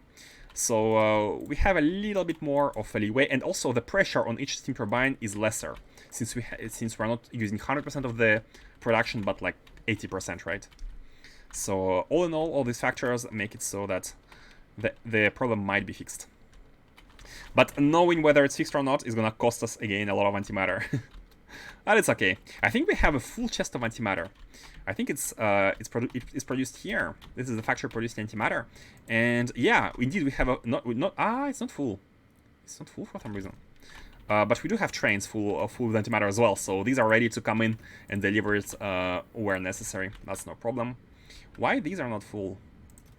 Oh, you.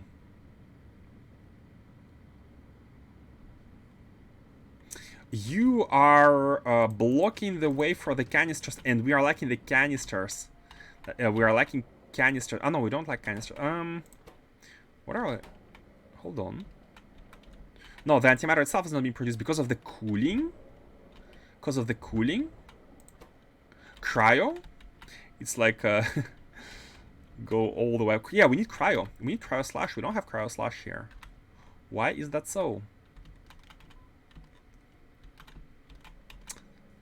Oh, the cryonite rods. They should be in a storage chest somewhere. No, yeah, they should be here. They should be in the storage chest. Do we have an issue with the cryonite? It's been a while, by the way. It's been a while since we had an issue with the cryonite, or any of the rare resource, to be honest. It's been months. Real life months. Cryo. Here. No, this is the beryllium. The cryo is where's cryo? It's been so long that I had forgotten the layout of the base. Where is what? Here is iridium, holmium, vulcanite. Here is the production. It should be to the left. It should be to the left. Oh, it's right here. Iridite. Oh, no, these are holmium and iridite. They are next to one another. And the cryo. Oh, the cryo is this one. Oh, no, we do have the... Hold on. It might be simply an issue of the rocket being full, but not full enough. Let's have a look. Which one of you is going to the sciences? Which one of you is going to the refinery? Sciences... Sun Station, Astroscience, Biomaterial. Which one of you? By the way, why two of them are going to Sciences? Oh, Sciences DSS. Never mind. Display Science, Antimatter Factory, Shipyard. Which one of you is going to the refinery? What? Oh, maybe one of these. We had a secondary rocket base. Refinery, yeah, refinery. So, indeed, you can see that we have all the cryonite rods. Cryonite rods are properly... I was gonna say they are provided, but they're actually not provided. Which one of you is cryonite rods? You. You and oh, okay. I haven't even noticed, but we are having a deadlock here. We are having a deadlock. Hooray for deadlocks! It's been a while. It's been a while. So novice base is yeah, not the best. Not the best. So what is going on, and is it easy to fix? The trains want to come here. Oh, we have again a case where we need iron ore, iron plates. And the train cannot get out, and these two are blocking everyone. It seems you need, like you need to add a few chain signals. Is it solvable with the chain signals? I don't think so. The problem is not the chain signals. The problem is that too many the problem is this problem have been going on for a long time already. I'm fully aware about it. The problem is that this stacker should be only accepting 2 trains at a time, right? It should only be accepting 2 trains. And however, if a train came and unloaded itself, but it cannot find its next destination, it's gonna be staying here empty. The problem is that train stationed here as empty is not counted towards the train limit, because it's actually technically it's targeting the next station. It's not targeting this station, which is requester, iron requester. Is this one? It's targeting the next station in its schedule.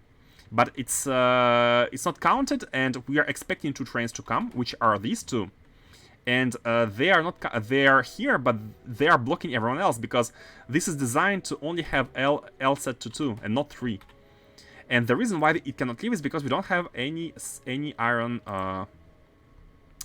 plates. By the way, where are the plates made? Right below here. Why don't we have iron plates? Like, normally this should not be happening if we had all of the iron. Yeah, we don't have the plates, we have nothing. We don't have iron. We do not have iron, and that is probably the cause. We are lacking iron entirely. We're lacking iron ore for iron plates, for iron steel, for steel, for everything. Which is basically causing the base to be soft-locked. It's not exactly a deadlock, because as soon as we have iron plates, that one train is going to get out and unlock everything. This one is going to get out and everything is going to be able to come in.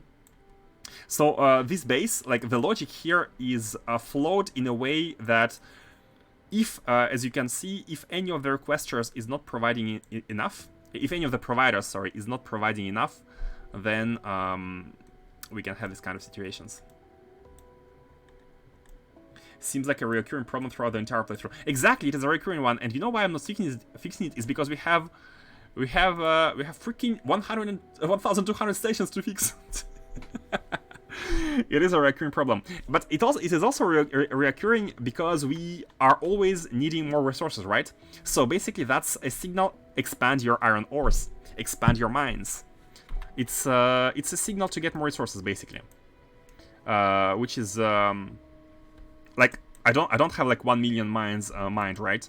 So at some point everything is coming to a stop. I don't think it's a problem if a stop is if everything coming to a stop is under this form. If it's like this, I don't really mind it because we don't have iron. Like, what are we gonna do? Trains can be anywhere. They can be here or they can be nicely aligned at their stackers. It doesn't really matter. Problem is the same. We don't have the iron, so it's basically a signal to go and expand the iron. So we can do that. We have to do that. We have to expand iron, copper, and coal. We have lots of things to expand. Actually, it's pretty easy. We have a lot of miners. You don't have iron ore core miners? Actually, no, Faustus, we don't. We don't have core miners for iron ore. We do have the no. Let me rephrase that. We have the core miners for iron ore. However, we don't have the spaceship hauling the iron ore. We have never made a hauler for iron ore. We have made one for like vulcanite, copper. Maybe we should get to expanding. Yeah, instead of having more mines, which is very temporary, we should be focusing on expanding core mining. And we can do that while we're waiting for Automad Labs to get the. Yeah, we can do that. We can do that. We shall get to that. Are they dead too? Yeah, they're dead. They're dead. Let me show you. how can we do that? We need to... Let's not look at the asteroid fields. It's going to be easier. So we have iron at Dagon, which I do believe we have colonized. Or no? Why? Oh, hold on. It's fully explored. Why is Dagon fully explored? It is priority 1. One of these have is it Dagon which has oh yeah, indeed it's Dagon. It is Dagon. We have the core miners here. They're actually lacking power. I think meteors have been like there's nothing here. There's not even a clamp. There's no automation going. There is nothing. This is dead. This is dead. Dead space. Remnants of a civilization left by a single engineer. So yeah, we can go around and have iron ore sheet. The plant where it didn't clear it and the biters killed it a while back. Oh yeah, true. The biters have expanded here. Yeah, and I remember, and then we have asked the beams to clean it for us. So the beams cleaned Dagon, and we confirmed the hostile extinction. So now, since oh no, we plagued it. Because I think there were biter meteors, right, or something. There must have been biter meteors, but since we have plagued it, biters are now dead. They're now dead, and now we are free to core mine. Yeah, I remember now. But like, problem is we're still not core mining. So let's fix that right after we finish with the with Foinestra for now. Let's have a look at the Automad Lab. Automad Lab is the limiting factor. It is the one which is disabling us from advancing. So it needs to place some of the superchargers so that they can connect. The superchargers need to connect the next construction pylons, which will allow us to cover everything. Like this one is critical. Once this one is placed, this one is going to be connected. Right now it's not connected, so it's not covering anything. And we just need to wait until it's properly placed. Okay, let's finish the testing at Foinestra, and then we can focus on Novice. Yeah, no, we don't need to go anywhere else. The Tanstaffel special. Ah, true. It was Tanstaffel. The Tanstaffel is the ship which it's a weaponized ship which basically its main usage was come to a planet, send a plague there, and come back. We have a bunch of we don't have plague rockets here for some reason, but yeah, we are shooting. We're clearing the planets with resources. And by the way, we are gonna be colonizing all of these suns, 8 suns, in order to stabilize the anomaly. But we can also make use of their like Dysons here to core mine some planets in their systems, which is very neat. We can core mine all the suns around, like all of the systems around. Okay, let's go to Foinestra. Place the reactors. I'd like to see whether we are now able to handle 90 gigawatt constant.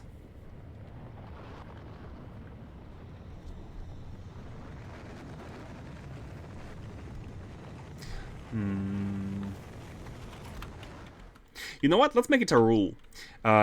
Whenever I need to expand, like whenever I need to get more ores, like iron ores, coal ores, copper ores, we shall do at least one core mining planet. Let's make it a rule. This way it's gonna be, like slowly we're gonna be reaching the full infinite resources sustainability. Just do a core mining every time we expand.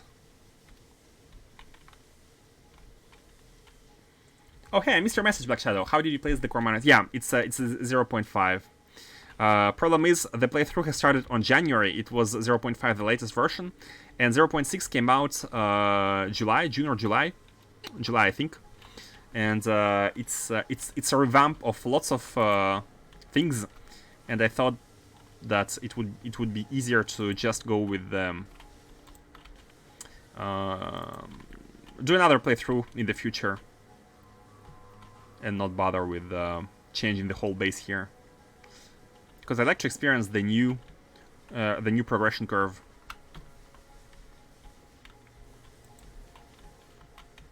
Exactly for the reason you just saw on screen. People just spamming core miners and never having to worry about it again. But that's cool. I don't know why they remove it. Because it's gonna be the same. People are gonna do the same. They are gonna spam core miners on the locations where they are necessary, but it's gonna be more of a hassle to connect the rails to the one location and then like pick it up, right? It's gonna be the same, but with more hassle. The goal is to have infinite resources. Here it's easier to do in the 0.5, but it's the same result. Now we must sprawl. Hey Quatch, welcome back. Oh, and here we need to. Oh. Okay, never mind.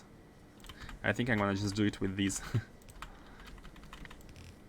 As wasteful as it is. Do we still need anything here? I hope not.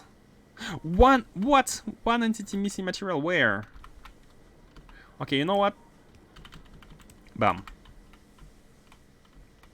Okay, are we good? Everything seems to be flowing. These have their heat. The heat is shared everywhere, so that's pretty good. The heat is shared. Let's look at the tanks. Yeah, the tanks are great. Oh, we needed water. No, the water is in. The water is in, the tanks are full. So now the total power we can afford is 110 gigawatts. It is exactly 110 gigawatt brought to you by 72 antimatter reactors in 2 rows. 72 antimatter reactors. So let's try to power it up and see whether it's okay now or not. I'm curious. Okay, let's do it. The test. Here we are. Powering the Stargate. Unless you know they have a big brain fart and forget to clear the planet of biters. Oh, that is true, yeah, but it's unless you need Vita Melange, just plug everything. You don't care. Just plug everything, and it's a pure hassle of placing rails to connect the mining points. I'd prefer having this set up rather than placing rails all over the place. And please install Farl, guys. If you do that, if you do core mining in 0.6, please install Farl. You are gonna save yourself lots of time. Farl. Okay, let's log the chevrons. Chevron 1 locked. Chevron 2 locked. Chevron 3 locked. 4 locked. 5 locked. 6 locked. 7 locked. And 8 locked. Chevrons are locked. They are all cooled. The anchors are not ready, of course, and let's have a look at the power. So, the temperature is at 7,800, about 7,800, equally spread across all of these reactors, which is very neat. And it's dropping down. As it drops towards, as it gets closer and closer to 5,000, where there's no heat anymore, these generators are gonna be using up the battery of steam they have. And the point... Wait, 21? We're at 21k, we're not even at... Wait, whoa, the fuel has not been inserted, hold on. This threshold should be below this one. Because it was 21, maybe we never reached 23. Because of the new addition, we have never reached 23. These are now working. Yes. Now, as this decider combinator reaches 20k, it is 20k. These inserters, yes, they swing. All of them swing. And let me check. Yeah, at the bottom as well. All of them have swung at 5.6 k degrees. Let's have a look at the storage tanks. Now that each generator has a little bit more freedom, are we able to see the steam staying inside the tank while still being low. Come on, slow down, slow down, slow down, slow down faster. Slow down faster. Come on now. 3.1, 3.0, 3.1, 3.2. It's increasing, it's increasing, it's increasing, it's increasing. And we're not dropping, we're not dropping. We have reached the threshold. At 6.2, 6.300, 6.2 to 3,000 degrees Celsius, the steam is going back up again. The heat is reaching the last tanks. Oof. Oof. Okay, guys. We've done it. We've done it. We are able to provide 90 gigawatt of power constantly to the Stargate. It's now increasing. However, it's decreasing once again. It's decreasing once again, and the average has not reached 20k. The average has not reached 20k. Oh, that's a problem. Oh, that's a big problem. That's a big problem because there's gonna be no new insertion until we reach 20k, and then go down once again. Oh, that's a big problem. That's a big problem. Hold on. I'm turning it off. Turning it off. Turning it off. It's 3.5. Let's go back to 3k. Now it's verified, and let's go back to 20k for one swing to bring everything up, like one swing here. Oh, I have an idea. I have an idea. How can we solve it? The way to solve it is to change these inserters to have stack size of not 1, but 2. Insert not 1 canister at a time, but 2 canisters at a time. Or even 3. Even 3 might not be exaggerated. Basically, the goal is that like the whole point of this generator here, this latch, is that they are only triggering once the steam drops below 20k, but it will only happen if the steam goes before that above 20k. So if the steam drops below 20k first, they insert the antimatter canister, but if it never goes above 20k, it's never triggered anymore. It's never triggered. So if we insert the full hand of 3, let's do it with 3. If we insert 3 at a time, oh, never mind. Yeah, if we insert 3 at a time here, then it should be good, right?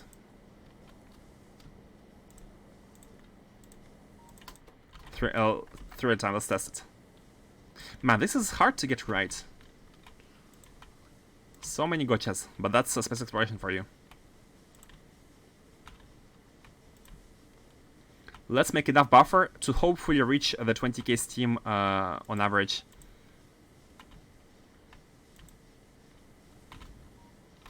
Okay, so all of them have been now have 3, and yeah, let's test it again. You got it.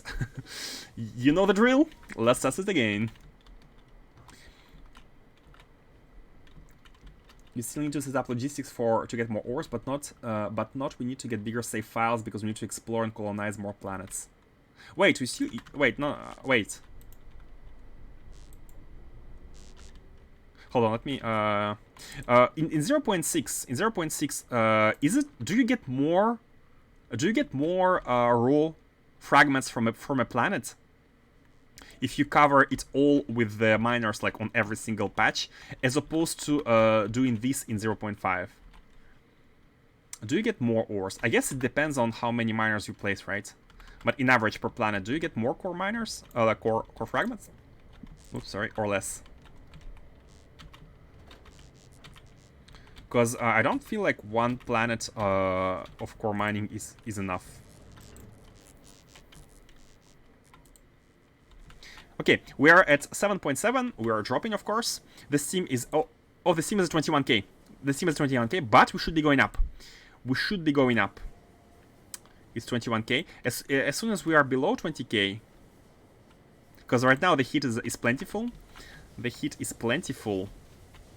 As soon as we go below 20k, we will insert 3. Normally, all of these hands we'll take 3 canisters and put 3 of them in each reactor.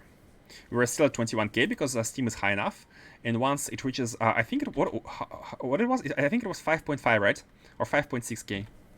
Not sure at which threshold so it's draining. It should be draining. Let's see. 21k, still 21k. It's gonna be 20k very shortly. As soon as it's cold enough. 20k. Now we need to drop like at 20.0. Okay, it swinged. Bam, bam, bam. 1, 1, 1. Why 1? Why 1? It should be 3. It should be 3. It should be 3. 1 should be consumed. We should be seeing 2 here. It could only take 2. It could only take 2. Let's see if 2 is enough. Let's see if 2 is enough. I'm not sure why it only took 2. Yeah, I'm not sure why. In 0.6, you have limited placement of core miners, so to place just as many miners, you need to visit scan more planets. They increase the output of core miners by anywhere from 1.05 to 4.4, depending on the size of the planet. Smaller the planet, the bigger the increase. Oh, so smaller planets are now beneficial. Oh, I think you get 15 per second default on a single vein, but if you want to 2 times your production, you need 2 times 2 core miners. Same with 3 times. You need 3.3 times 3. Example 10k radius planet increased by 1.05x. And 400 radius planet increased by 4.4. I see. They kind of buffed the small planets and almost not touched big planets. Yeah, it is based on radius in 0.5 as well. Might have to start up a new CC playthrough soon. Good luck. They also added in hardness of the ore, so it actually slowed down the overall output beyond what 0.5 had. Hardiness of the ore, so it's a huge nerf. You still get more output from larger planets. It's not as big a differential from small planets now. I see. So now they kind of like averaged it all out. And problem is, again, you mentioned UPS, but if you want to have core mining fully sustaining your base, you will need to have it on multiple planets. I don't see 1 planet being enough. I mean, it depends on the scale of your base, right? But having to expand on many planets is really, really bad. It tanks UPS like crazy. So this is the threshold I want to see. We are at 7 with 2 canisters. We went to 7,000. Is it enough to bring the fuel above 20k? Yes, it was enough. It was enough. It has been enough. It has been enough. So now this swing once again. Once it drops to 20.0, this should swing once again. Oh, I'm happy. 2 of them. Actually, I'm a bit worried because it's barely enough. We're at 20k. 21k. Yeah, it's still heating up. Let's look at another cycle. We're at 5.6. We are at 5.6. I think it needs to drop to like 5.5 or 5.4. Let's see. 5.4. Oh, it swung. So we're having 2 of them. So let's see if it's stable. Let's see if it is stable. So the 2 canisters worth of fuel are able to bring the heat above 20k, which is what we want. But I'm still puzzled why the hat is not 3. It should be 3. It should grab the stuff by 3, but it only put it 2. I'm not sure why. Maybe the pulsing disables it too fast. It pulses, it disables. Not sure, but let's wait for another cycle. 1 more minute. I'm currently trying to make a no ores mod pack so I can go ham with trains. No ores mod pack? How does it work? Where do I get them from? Oh, I know about the Omni ore mod pack, right? Where everything is like 1 single ore which you process into multiple. Very similar to C block, I would say. In C block, you create ores from water. Alright, geez. The more mining product you have means fewer core miners needed for the same output. Arc alert, indeed. But let me quickly check here. I'd like to not miss it. So once it reaches 0, we need this combinator to be above 20k, which it looks like it's gonna be reaching. Yeah, it looks fine. It looks fine. The increase is steady, and it's actually increasing more and more. It's accelerating as the heat is going. Actually, the heat is not going up. The heat is not exactly going. It's going up very slowly, but we are still able to average the batteries to 20k, which is the threshold. We have to. Yeah, and I think it's working. We are reaching 6900, nice, and this one is above 20k. Okay, good. It's actually it's a little bit. It's good enough. It's just good enough. So I'm a little bit worried, but problem, like, if we have more machinery here which draws even more power, then it might not be enough. The threshold is very, like, but it's fine, like 21k. It can go up to 21k. So we're good. We're able to maintain a stable production of 90 gigawatts with antimatter reactors to power the gates. Perfect. Now these needs anchors, and let's disable it again. Let's handle the arco alert, but before that, let's have a look at the automat lab. This is the most important one. This is the limiting factor right now. Do more of these. Man, maybe we need to place like 2 roboports here instead of 1 to have more robots, because right now we have 266 construction robots, which should be 300. I'm not sure why it's 266. And the arc alert. Big Bertha Uber 1 finished collecting the arcospheres. Get everything, should be 19. Oh, it's 20! How? It got 20? Oh, I understand. Normally we should be getting 18 for 50 launches. Let's send it back to, before I explain. Normally we get 18 for 50 collectors per field, and then we collect a little bit more, which goes towards the deep interstellar voids total. So we have been getting 2 before. Like before, initially we got like 3 or 4, and then we got 2, and then we got now we're getting 1. However, it's not exactly 1. It's more than 1. It's like 1.2 or 1.3, right? So 3 launches get you 1, and the 4th one gets you 2, to basically represent the a floating point between 1 and 2. So we're at 1 point something per field right now with 1300 launches. So yeah, it's a bit. Currently just using Leak Quarry for the ores. Leak Quarry? I don't know that one. Quarries with 3 tiers that produce fragments similar to AC's core fragments. Then you can extract ores from these fragments, but it's not random ores. You need to pick which ores to produce from fragments. Oh, that's cool. Basically, it's kind of easy core mining, right? You don't need to set up the core mining, but you create ores on Novice. Like infinite ores, basically. I feel like it's it's better. Because core mining is tedious. It's not... I don't think it's interesting. Core mining is interesting to discover, but it's not interesting to scale. Like, you need to go everywhere, set up bases, which is the same. Maybe what could be interesting is automating the setup. Maybe we can automate a spaceship which lands on a planet, deploys a Spidertron, or just robots, places the core miners, does everything, and is ready. Yeah, something like that. Maybe that could be the way to automate the core mining operations. That could be the way to make it interesting.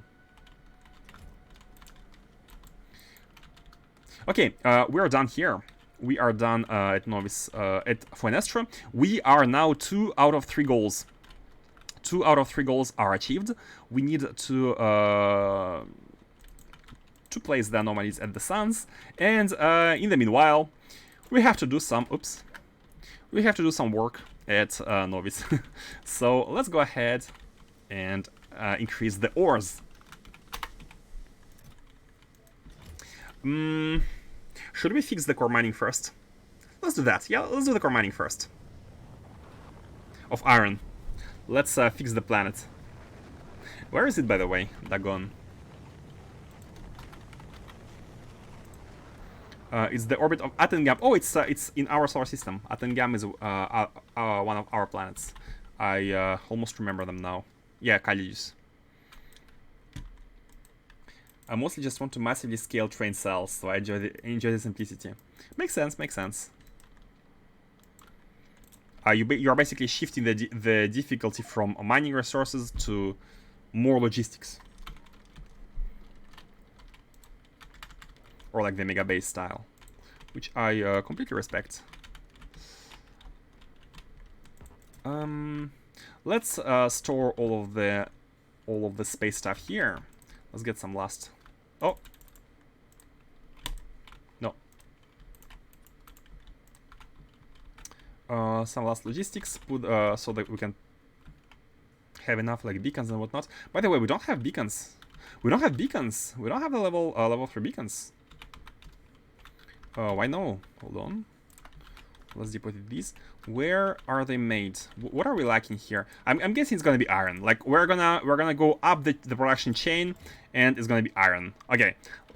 Let's see. Deep space catalogs. Why don't we have deep space catalogs? What do we need to make deep space catalogs? Not here. Yeah, I mostly got annoyed at the ore patches showing up under my base.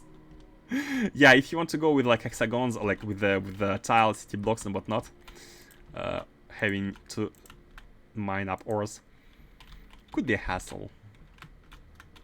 Where is the production? DSS1. So we need interstellar void probe data. Oh really? Oh, that's surprising to me. This one is this one should be collected easily. It should be collected easily. Avoid probe data. Wait, I think we had a full chest of it. Right here. Yeah, we have a full chest of it.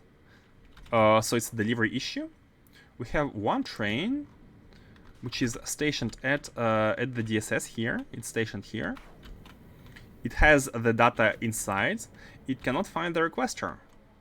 The requester here. Oh! Oh! Okay, it's an easy one. For once it's an easy one. Forgot to put a combinator, so the balancing is not done. Deep space science. I think it's deep space science. Yeah, we are where we want to be. Easy problem. For once. So here the whole point of this setup is that we balance from right to left, and to do so we need one combinator here, like that. Now we need to fix the filter. Okay, and done. So robots are gonna be picking this this card, and we should be having the catalogs once again. Okay, let's go to Novice. Where is the platform? What don't we need? All the space stuff, I guess. So go to the spaceship yard, hop into the Mad Lab, the personal ship, deposit all the stuff, and get more iron. There's always a point. Yeah, the second ship. Oh, you know what? Let's have this one going as well while we are working on increasing production. Let's have this one going. What do you need? Belts.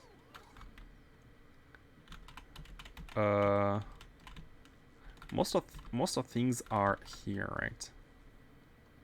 Oh, these ones. Oh,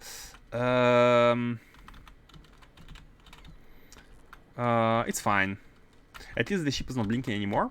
So let's have it. We need to insert the fuel and water, of course. So water is coming here. I think this one's water. Yeah, this is water. Like that, and the fuel should be going inside one of these. Where's the pump? The pump is here, right here.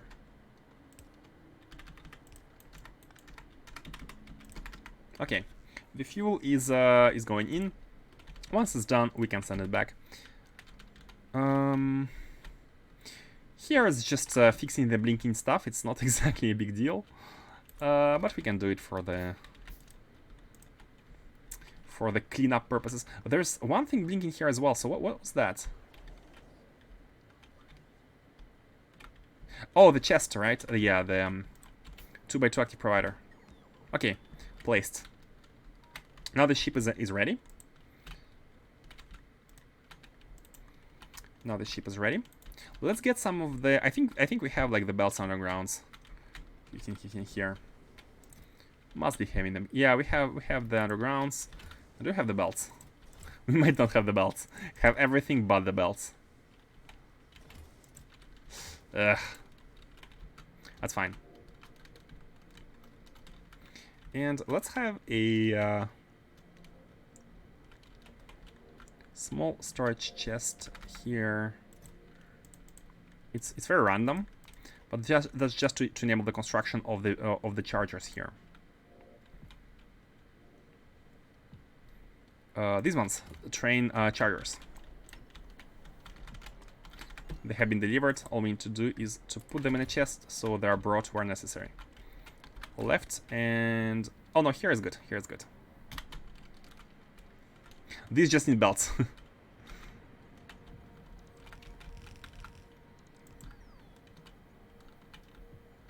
Just need belts. Okay. Let's go to Novice. No, we're good. We're good. I currently have squares, but I have been trying to get hexagons to work. It's a bit harder to make work, but I should see how bad the traffic ends up getting. So in my experience, if you have 2x2 intersections like this, like cross intersections, they are way worse than T-junctions. T-junctions like this, right? Like this. T-junctions are way better than cross intersections because they block way less trains if you have heavy traffic. And hexagons, if you think about it, hexagons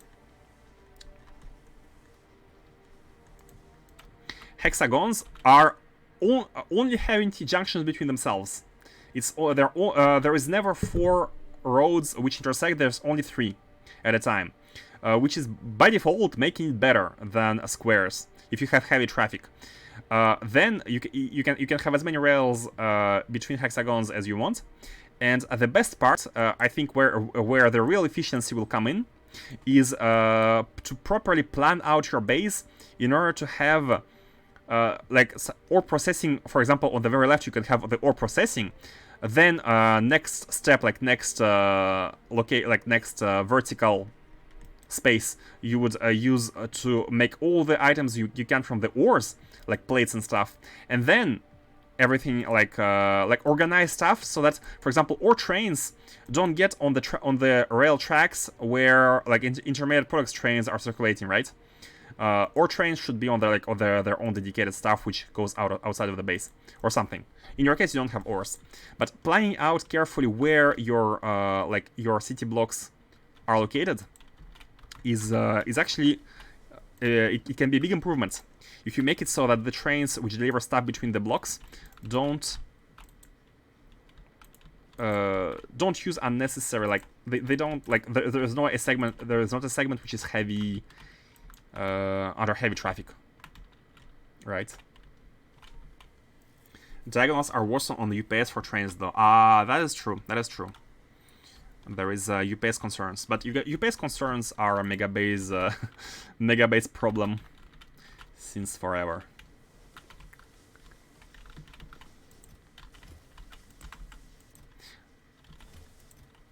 Let's put the space stuff here, disable logistics, and go to Novice. Pum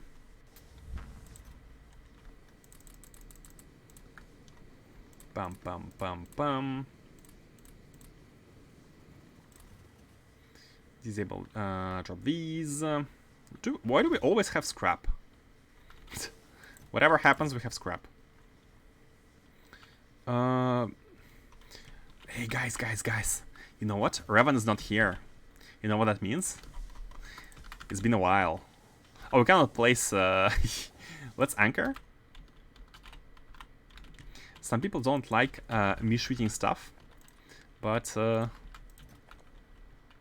I think sometimes it's okay. It's been a while since I haven't shot anything. Let's shoot some space warping datas. Who cares? Who needs them? These, to landfill, can be gone. Is there anything else we don't need? Stone tablets, sand. Efficiency module 9s. We can put these in a chest. Here, we don't really need them. We have 2 capsules, we can shoot one. Rocket fuel. 1 life support canister. Yeah, all of portable RTGs, again, we don't need these. Weapon delivery capsules, we don't want them to be in the inventory. Repair turrets, we don't need them anymore. Med packs, who needs them in before dying?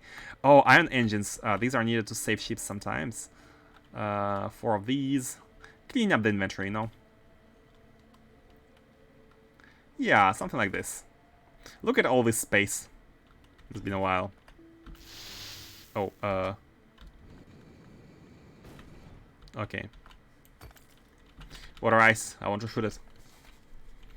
Hello, Revan, by the way. If you're watching the VOD... if you're watching the VOD... it was me... claiming the right to shoot 1 chest per stream. Oh, let's also deposit these. We have these depositable at the mall. And let's ask for remaining items. Deposit these... some of these. So, what do we need? What do we need? We want to expand mines. We want to expand... We need to fix these. These are ghosts. We need to fix these. And we can pick our feral train. Oh, we don't even need to pick the feral train. We can basically expand along the rails we have created. We have a nice... we have some nice patches to cover steel. The iron, though, we only have 1 iron patch to which can be covered. Everything else is kinda like we don't have any other patch nearby. I mean, it's not a problem. We can still like go expand anywhere with the feral train. And by the way, guys, the feral train mod, which I have mentioned earlier. I think it's a good time to make a showcase. We don't have any iron nearby. We have lots of copper, but no iron. Oh, 11 million. Oh yeah. Let's go there. We can have iron here. That's a good one. So iron. Oh, and here as well. We can have some iron from here, from there. This isn't worth it. So yeah, let me showcase the feral mod for those who haven't used it. And before we leave, let's get all of the items. So we need some modules. Actually, a lot of modules. Let's take half, yeah. And then... yeah, that's it. That's it. The mining drills, the belts, etc., etc., and the rails. Oh, we have them in the train. Mining drills. Like that. Okay, I think we're ready. More belts. Yeah, maybe more belts. Belts are always useful.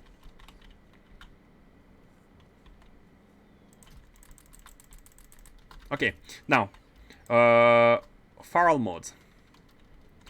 Let me showcase. No idea how it comes out in the wash. I think I see what you mean. It's here, on the right. So the feral mod allows you to place the tracks for you as you drive in front of the train. But not only the tracks, but anything you want. Anything you want. You can inject a blueprint into the system, into the train, and it can do stuff for you. So where was that iron ore patch? We want this one.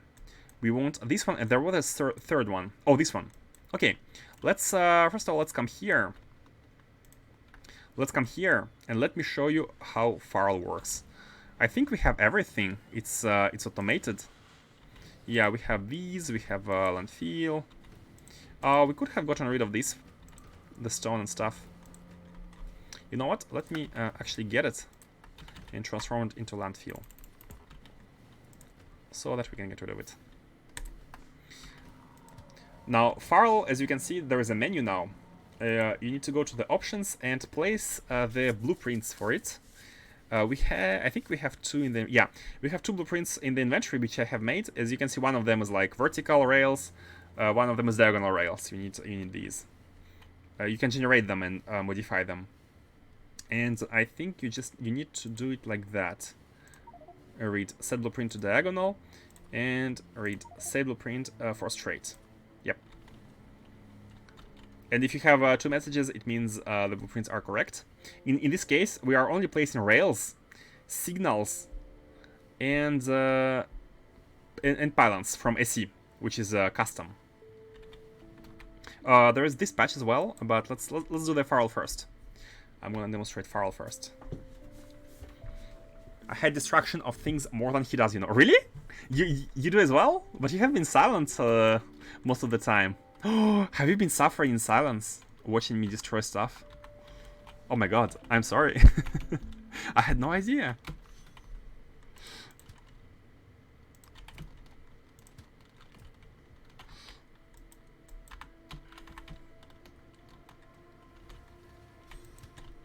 Let's so we can start. Cruise is to have it to run it. I think we can do cruise. Cruise, basically the train is gonna slowly run, and it's gonna place the rails, or not, or no. Hold on, I think I didn't. Yeah, we need to press start first. So start first and then cruise. The only time I destroy things purposefully is when it's blocking the creation of other more important things. Example: core mining outputs. Ah. Normally I shouldn't be destroying stuff, and I wouldn't be destroying stuff if I had a global network in the base. But as you can see, it's not a city block design, so it doesn't have a network connected with everything. And in a C, problem is robots can die, and if they die in between the network, like while they're flying, for example, from here to here, right, they're flying like that. If they die here, they drop their item here. And this is a pain. It's really a pain to see items in between. So the global network like this doesn't really work. You need to have everything covered with at least green zones. And I haven't been very diligent with placing the superchargers and pylons everywhere. So yeah, it's... So, we have started. And now we can... Hold on, what? Deactivate cannot place rail? Something is not correct. Use radar construction pylons, they cover ton of area. Oh, with these instead of these, that's. I mean, we don't need the rail network to extend all the way towards the like small the rails where we get patches. And I don't want to waste the construction pylons every 20 tiles, which is why I have been using the basic ones, but could be done. But hold on, why it gets disabled? So I'm gonna try manually. The start, it could start. Deactivated, cannot place rail. Why? Is it the correct blueprint? Yeah, it is the correct one. It is the correct. Cannot place rail. What? Why? Not for Farl, the other conversation. Ah, here to place the construction pylons for everywhere could be done. Yeah, could be done. I need to fly all over the base and cover every single non-covered middle spot with the construction pylons. Could be done. Yeah. Too lazy right now to do that. But yeah. So let's see. Why doesn't it work? Place signals, place poles. Let's go one tile behind. And say distance between rail signal 32, rail type rail, because there's also space rail, and we should be good. We should be good. No, start. start, it detects the first signal, it detects the front, and as we go, cannot place rails. What? Why, Farrell? Why? Hold on, maybe it's because we already had the rails in front. Here goes my demonstration. I need to figure out why it cannot do so. What if we rotate? Yeah, so rotating works, but it could not continue straight. Oh, because it had rails, probably. Yeah, that's why. It had rails. So this is how it works. You basically drive, and you place stuff automatically in front of you, and that's it. So if you want to rotate... Oh, wrong button. Stop. I pressed left, I wanted to go... I pressed right, but it's the opposite. Hold on. Let me delete these. So if you have a patch super far away, you can just cruise. Basically, start and cruise. So I'm only going to be pressing left and right. There we go. There's like one rail too much, but that's fine. And we have reached the iron ore patch. Okay, stop cruise. Stop entirely. Here is going to be the iron ore patch. And we can colonize it. No problem. No problem whatsoever. Let's delete these for the station. Don't you need the end of a rail for Farrell? Hey, Dragonfield! The end of a rail. What do you mean by the end of a rail? We have rails in the chests to place them. Interesting. I use absolute grid blueprints, absolute grid blueprints from rails, so I can still build in FOW. FOW4. Yeah, if you have robot networks, they can build everything. But as I mentioned, I don't want to have the network covering all of the zone, all the way up to these. It might not be the smartest idea because everything could be automated. But this is unfortunately how this playthrough started on Novice, and next playthrough I will be covering everything with grids for sure. For sure, I'm going to be automating the base construction for sure. But for this one, I'm kind of accepted my fate of having to manually place stuff because it's a bit too late. We are to change everything, and we are kind of at the end of the playthrough. But it is very painful to do so manually. I do agree. So let's have these. But it's painful, but at the same time, it's not too bad. So basically, do this to have the iron ore stations. Have them like this, for example. And the rails can be. They're coming in from the bottom, and they're exiting at the top. I'm crazy, but not that crazy. I tend to use my own character as Spiratron as mobile roboport. I need to get good reflexes. That is true. Like there are some things I have to be doing which I'm not doing. Why do we have two of these? Which is not optimal, of course. Yeah, for the next playthrough, I'm gonna have. I'm already planning on having a full grid of the base, and of course have automated like expansions of everything, extensions. Going from the bottom. I mean, as Faustus said the other day, there is still something enjoyable in like. He said for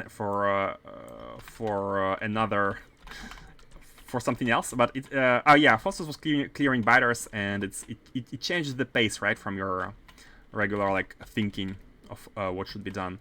And I feel it's the same. Like sometimes just placing mines, doing some easy work is relaxing, right? Is relaxing. And by the way, placing miners is also automated. We do it like that. This is a mod called Outpost Planner. So you can define the layout of your mines, and you can place the miners to match the layout, like this. Oh, we do need one here. It's the blueprint I created is not the best one, But it works.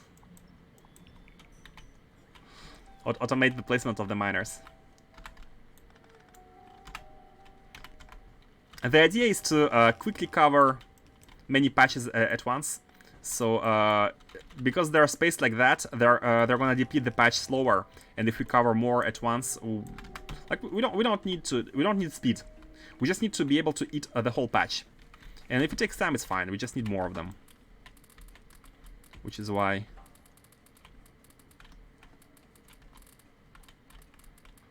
I just use TA miner. What is TA miners? I don't know that one.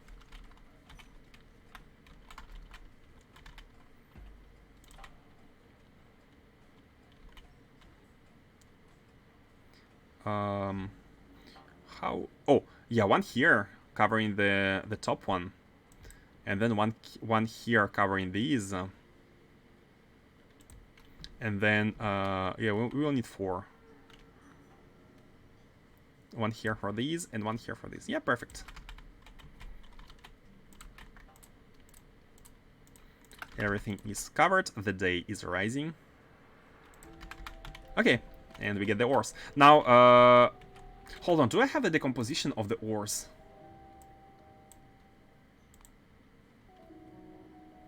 Oh, 5 mining drills are able to fill one full belt of ores with white area beacon 2 with 20 modules. So we need to only have them 5 by 5.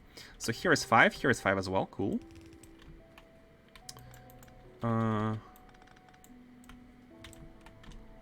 We have 2 of them. How many belts are we gonna have? And here we have 5 going like that.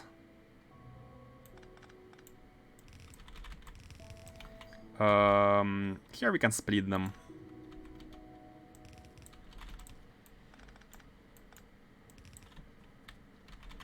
Five and 5. So more belts. So all of them work at the same time. And here, we kind of have. Let's still place this one. It doesn't really cover too much, but like that. So we have. Let's have 6. It's fine. 6 and 5 here, but I'd like to balance the sides. So let's have these 2 do like that. Okay, 3 and 2. That's fine. Okay, so these are the belts we have. And 2 stations are good enough for these.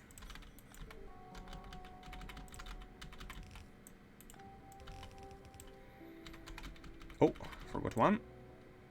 It is fine though. Is it fine? It is fine.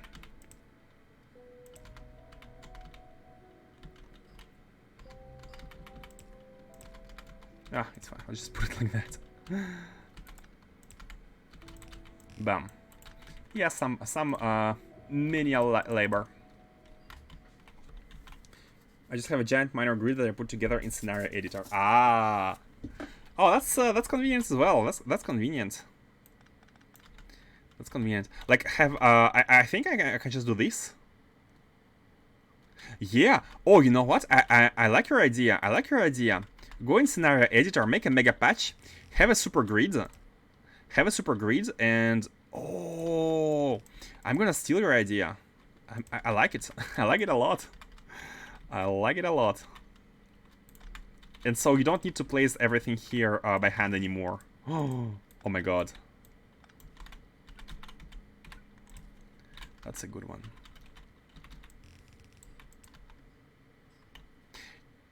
Guys, I'm learning automating with you. Stupid, fast, and power-hungry miners. Ah, like this, super miners. Yeah, I'm trying to avoid like too OP stuff, except for advanced rehandling, of course, because some things cannot be avoided. Yeah, all of this could be automated by having a mega blueprint, and then like connect the rails. Yeah, are we? Are all belts connected? 1, 2, 3, 4, 5, 6, 7, 8. And a ninth I had forgotten. Okay, good. Now the signals. I think it's fine like this. Yeah, it's fine. Okay. The iron is being mined, and it's gonna be provided, right? Train limit is 0. Oh yeah, because we need to wait for iron to be full, and here train limit is 2. Okay, perfect. Let's, I think that the trains are already coming. Yeah, look at them, look at them. Look at them coming. So let's go here. Let's go here, and let's have... Oh god. Hold on. We cannot really...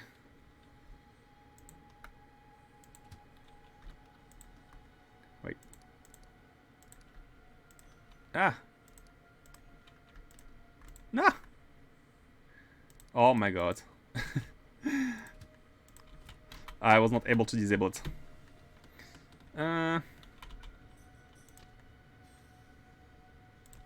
Okay, extreme cases call for extreme action.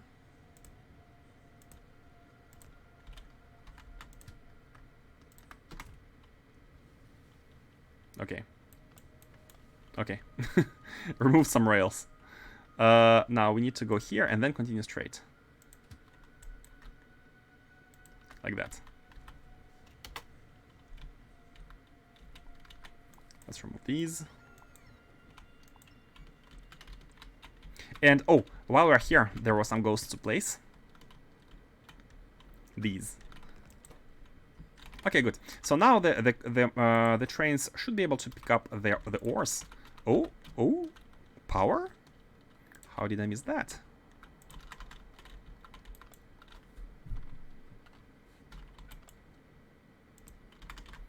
Yep.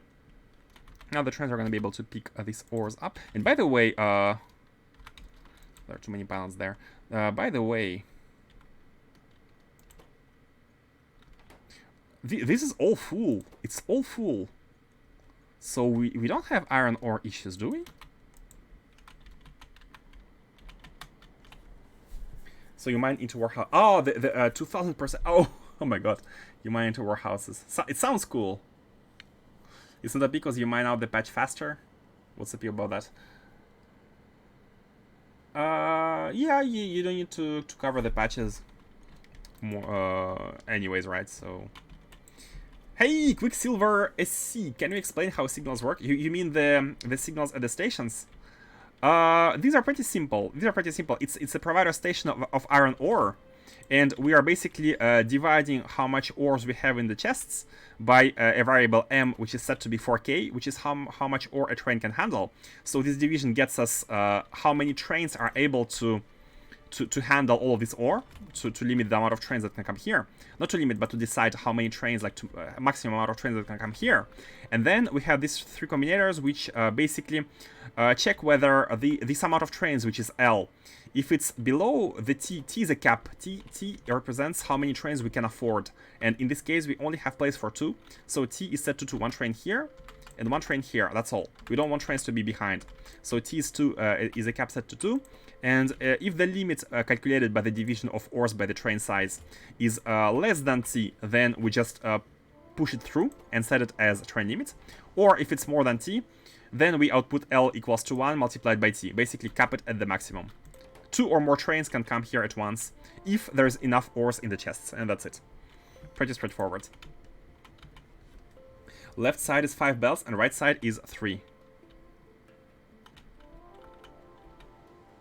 Oh! No. Left side, what? What do you mean? There's a great tutorial that explains how signals work quite well. Oh yeah, if your question is more in general how signals work, I think a tutorial would do way better than me. I watched it and tried to get it, but I get more than 2 or 3 trains going. They either stop working or collide. Oh, if they collide, then you need signals. You need to separate. You need to look at the tutorial on trains first, and then you need to look at the tutorial on signals in this order. got a lot more to learn. Yeah, it's a big learning curve, like the whole signals, trains stuff in Factorio. But it's interesting to learn. There are lots of tutorials though. JMS, on new iron mine, the two stations are imbalanced. Oh really? The new iron mine? Oh wait, there is one useless belt. Oh, 3 and 5. Oh yeah, you're right. I thought it was 5 and 4, but one belt was useless. So let me fix that. So wait, now with this, does the fact that we don't have any trains here? Oh, we have another case of. Hold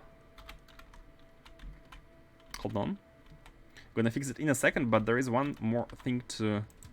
Yeah, you need to. Oh, it's a priority stacker, right? Wait, we have only one of these and 2 trains with this stop. Oh no. Oh no, I think I have... I've just copied this one here. We need 2 of them. And here we have 14 and 14. Yeah, here was a mistake. It's because I mistakenly copy-pasted the value of this one into here. We should be having two stops with and 2 trains with this priority one, and 14 stops and 14 trains with a regular priority one. So this one is now fixed. And I wanted to check here. Do we have enough? No, we don't have ores. All the trains are somewhere. Oh, wait. They are here. They are here. They are at the mega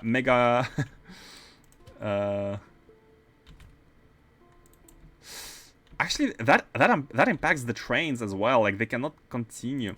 These trains need to... These trains need to go through. These 2 trains need to go through, but they can't because of this issue. Oh my god, that's a proper deadlock here. That is a proper deadlock. Okay, you know what? Let me send this train, say here.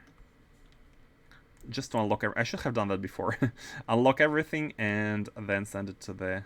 It's gonna be staying here and trying to find its destination.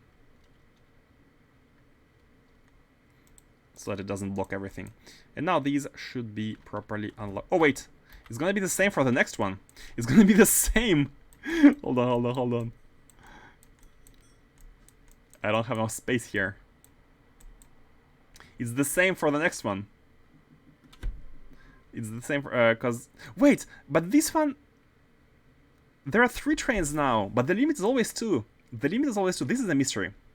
This is a mystery. How did this one train was in queue to be at this location where it was the 4th one? It's not even the 3rd one. So that's weird. But it's okay. It's okay. It's Is it okay? Because then this one gonna come here. But this is a problem. Maybe it timed out or something. Maybe there's like a timeout. Because the trains have been stuck for a while.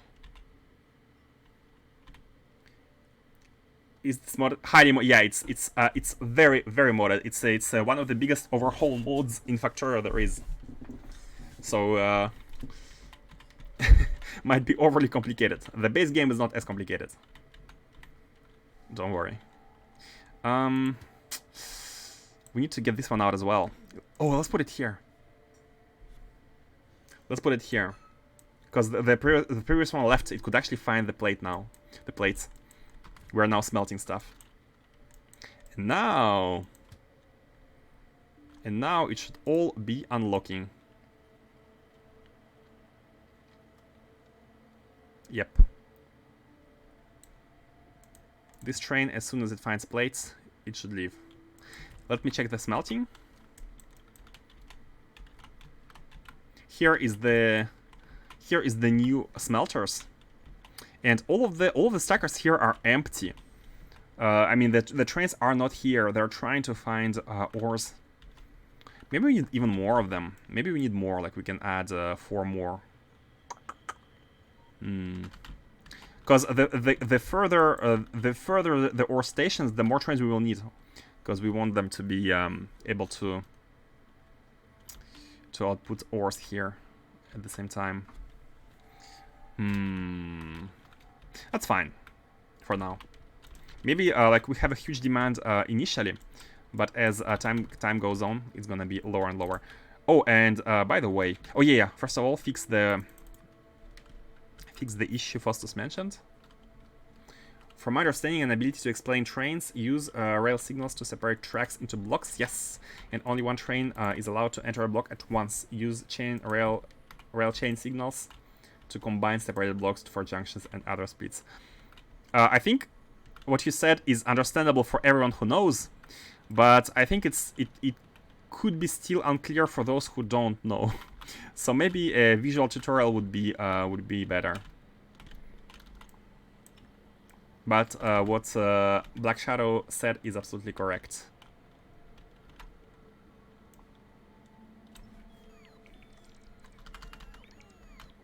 For junction signals, basically they work. It's hard to explain. Let's do it like that.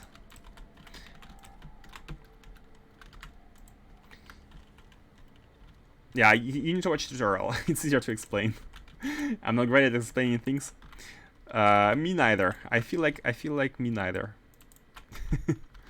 Oh, and by the way, here's an example of easy intersection signaling.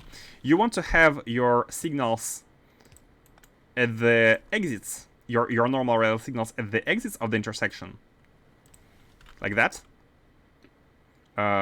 We use right-hand driving, so they drive like this, and like this. So this is an exit, this is an exit, and this is an exit. And this needs to be further. And then you want to use chain ones at the entrances, here, here, and here, and then in between to kind of cut them. So you should be able to see a different color for every single like mini intersection. And if you have put rail signals and chain signals correctly, this covers 90% of use cases, to be honest. This small rule of thumb. Chains go before signals, not after. It depends. in some blueprints you can find on the internet, you will see chain signals after the intersections, after the train intersections. But that's because they suppose that after that you will have more more normal ones. So, but if you just follow this rule of thumb for your intersections to begin with, you should be fine. And you can also, if you have a very long rail, and if you don't have any signals, it's considered as one segment. For example, you have one intersection here, right? You have some signal in here, which I just did, and you have one here. But if you don't put signals on this whole rail, then it means that if a train comes inside, if a train is like this one, it's on this rail, no other train can enter this rail. They're all going to be staying here, waiting for the train to leave this segment. Now it left the segment, and now this train would be able to come here if you did not have any signals. So you need to spread out the rail signals at a certain distance from one another to make sure the maximum length trains you have can fit between two signals. Just to cut it into segments so that they don't block each other for too long. That's another rule of thumb. I'm hoping I'm explaining it correctly. And yeah, we fixed that one. And we need to go here with the... Where's the Farrell? I think Farrell left. Oh, Farrell left. We need to fix this, we need to do this, we need to do this, and we need to do a coal patch here, which I'd like to do as well. I think we are lacking coal for... yeah, look at this. We don't have coal for plastic. Look at the coal. We need to do this as well. Okay, guys, it's unfortunately it's already 1:26, so I should be stopping. We can continue this next time. Tomorrow is the next stream normally. I will do this at the very beginning of the stream, so if you join somewhere along the way, we can start doing something else. And before I end the stream, let me check the Automad lab. These checks should be done once every so often. Oh, we don't have enough landfill. Oh no, we do. Never mind. Scaffolding. So we need to place down the tiles once again so that the superchargers are placed. And these should place the everything else. But wait, how did this... No, this... Oh, these are... Oh, no, landfill has been placed. Never mind. Landfill has been placed, and these are just the solar panels. Don't worry, Quicksilver, I've been in this space exploration mod pack, and I still don't understand fully how trains work. I think very few people actually understand fully how trains work. There are so many things to learn and to understand, so yeah.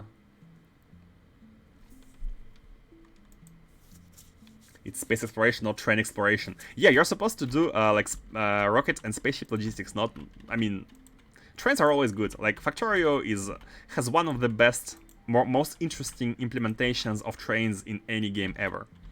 So you can. It's almost like it is a sandbox. You can play around with how trains work and stuff.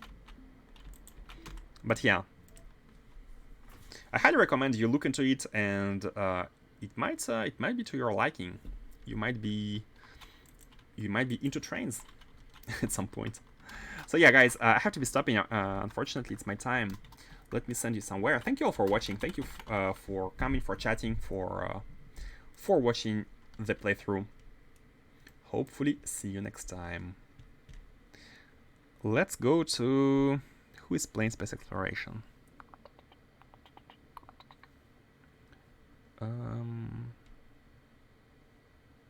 There's a bunch of people. There is a bunch of people. Who haven't we raided yet? I think we haven't raided Scrub. No, we have raided this person the other day. Let's go to Mod Danyon. Mod Danyon is coming from time to time to the stream to chat. Let's go raid him. Take over the stream. Thank you for being here. It's up to me to thank you guys. I appreciate the chatting, and having you here is great. Okay, tomorrow at about 9 PM Japan time, I will be live. The raid is starting. Thank you all again, and see you next time. We still have a little bit to go until we power up the anomaly, but soon we shall begin the spreadsheet streams. We shall be trying to solve the puzzle, which is gonna be a hell of a fun. It's gonna be lots of math, I expect. But yeah, let's see how it goes. Okay, guys, the raid is starting. Thank you all, and bye-bye.